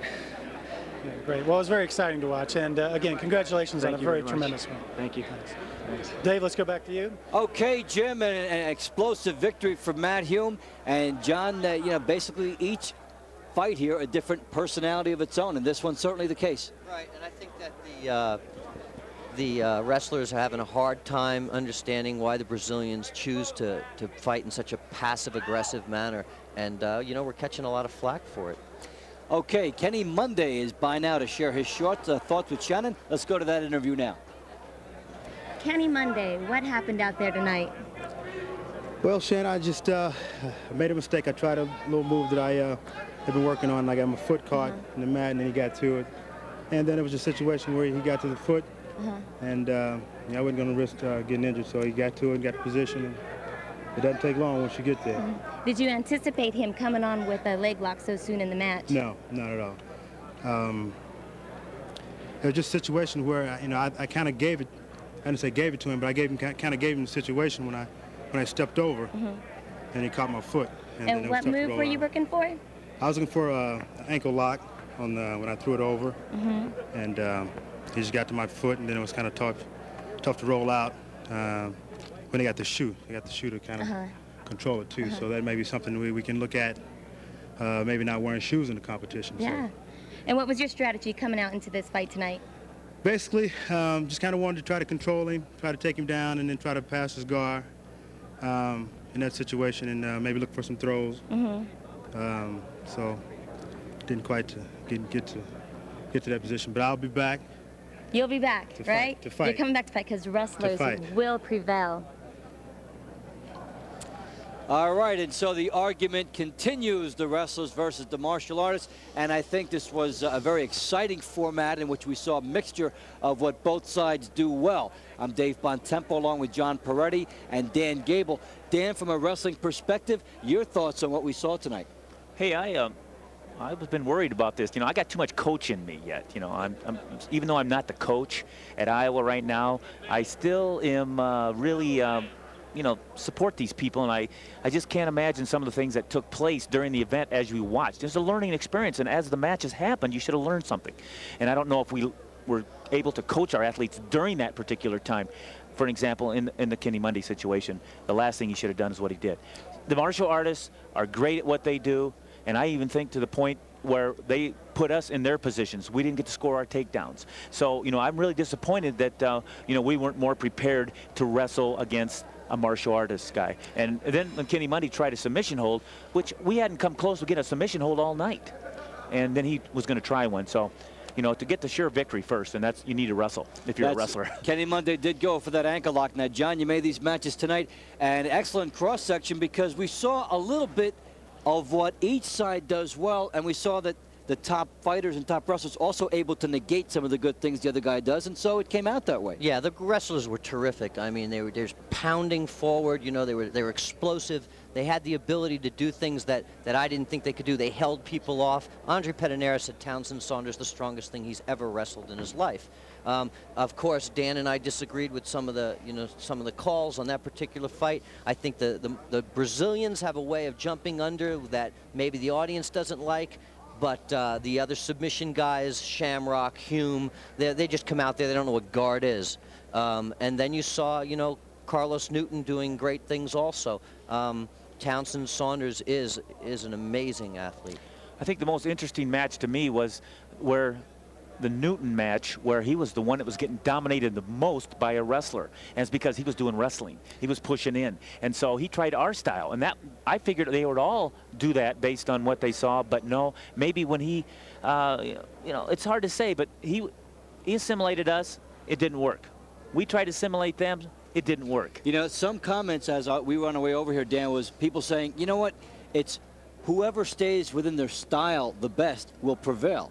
They said whoever's got a better style. And, you know, I think that guard position is one that is very tough in martial arts. But at the same time, you know, if wrestlers are going to compete against martial arts people, this is an area that their takedowns are going to have to improve upon so they don't waste all their time in there. And we did a good job of keeping getting locks from there, but we certainly didn't do a good job of scoring points. And, you know, it will leave both sides a little bit frustrated, as it should. Initial competition of the contenders, something that both sides can continue to work on and look to improve and see how it is. We're so glad you joined us tonight in the contenders. I'm Dave Bontempo, for John Peretti, for Dan Gable, for our fine crew. Thanks for tuning in, and we'll see you on the next one. Stay tuned.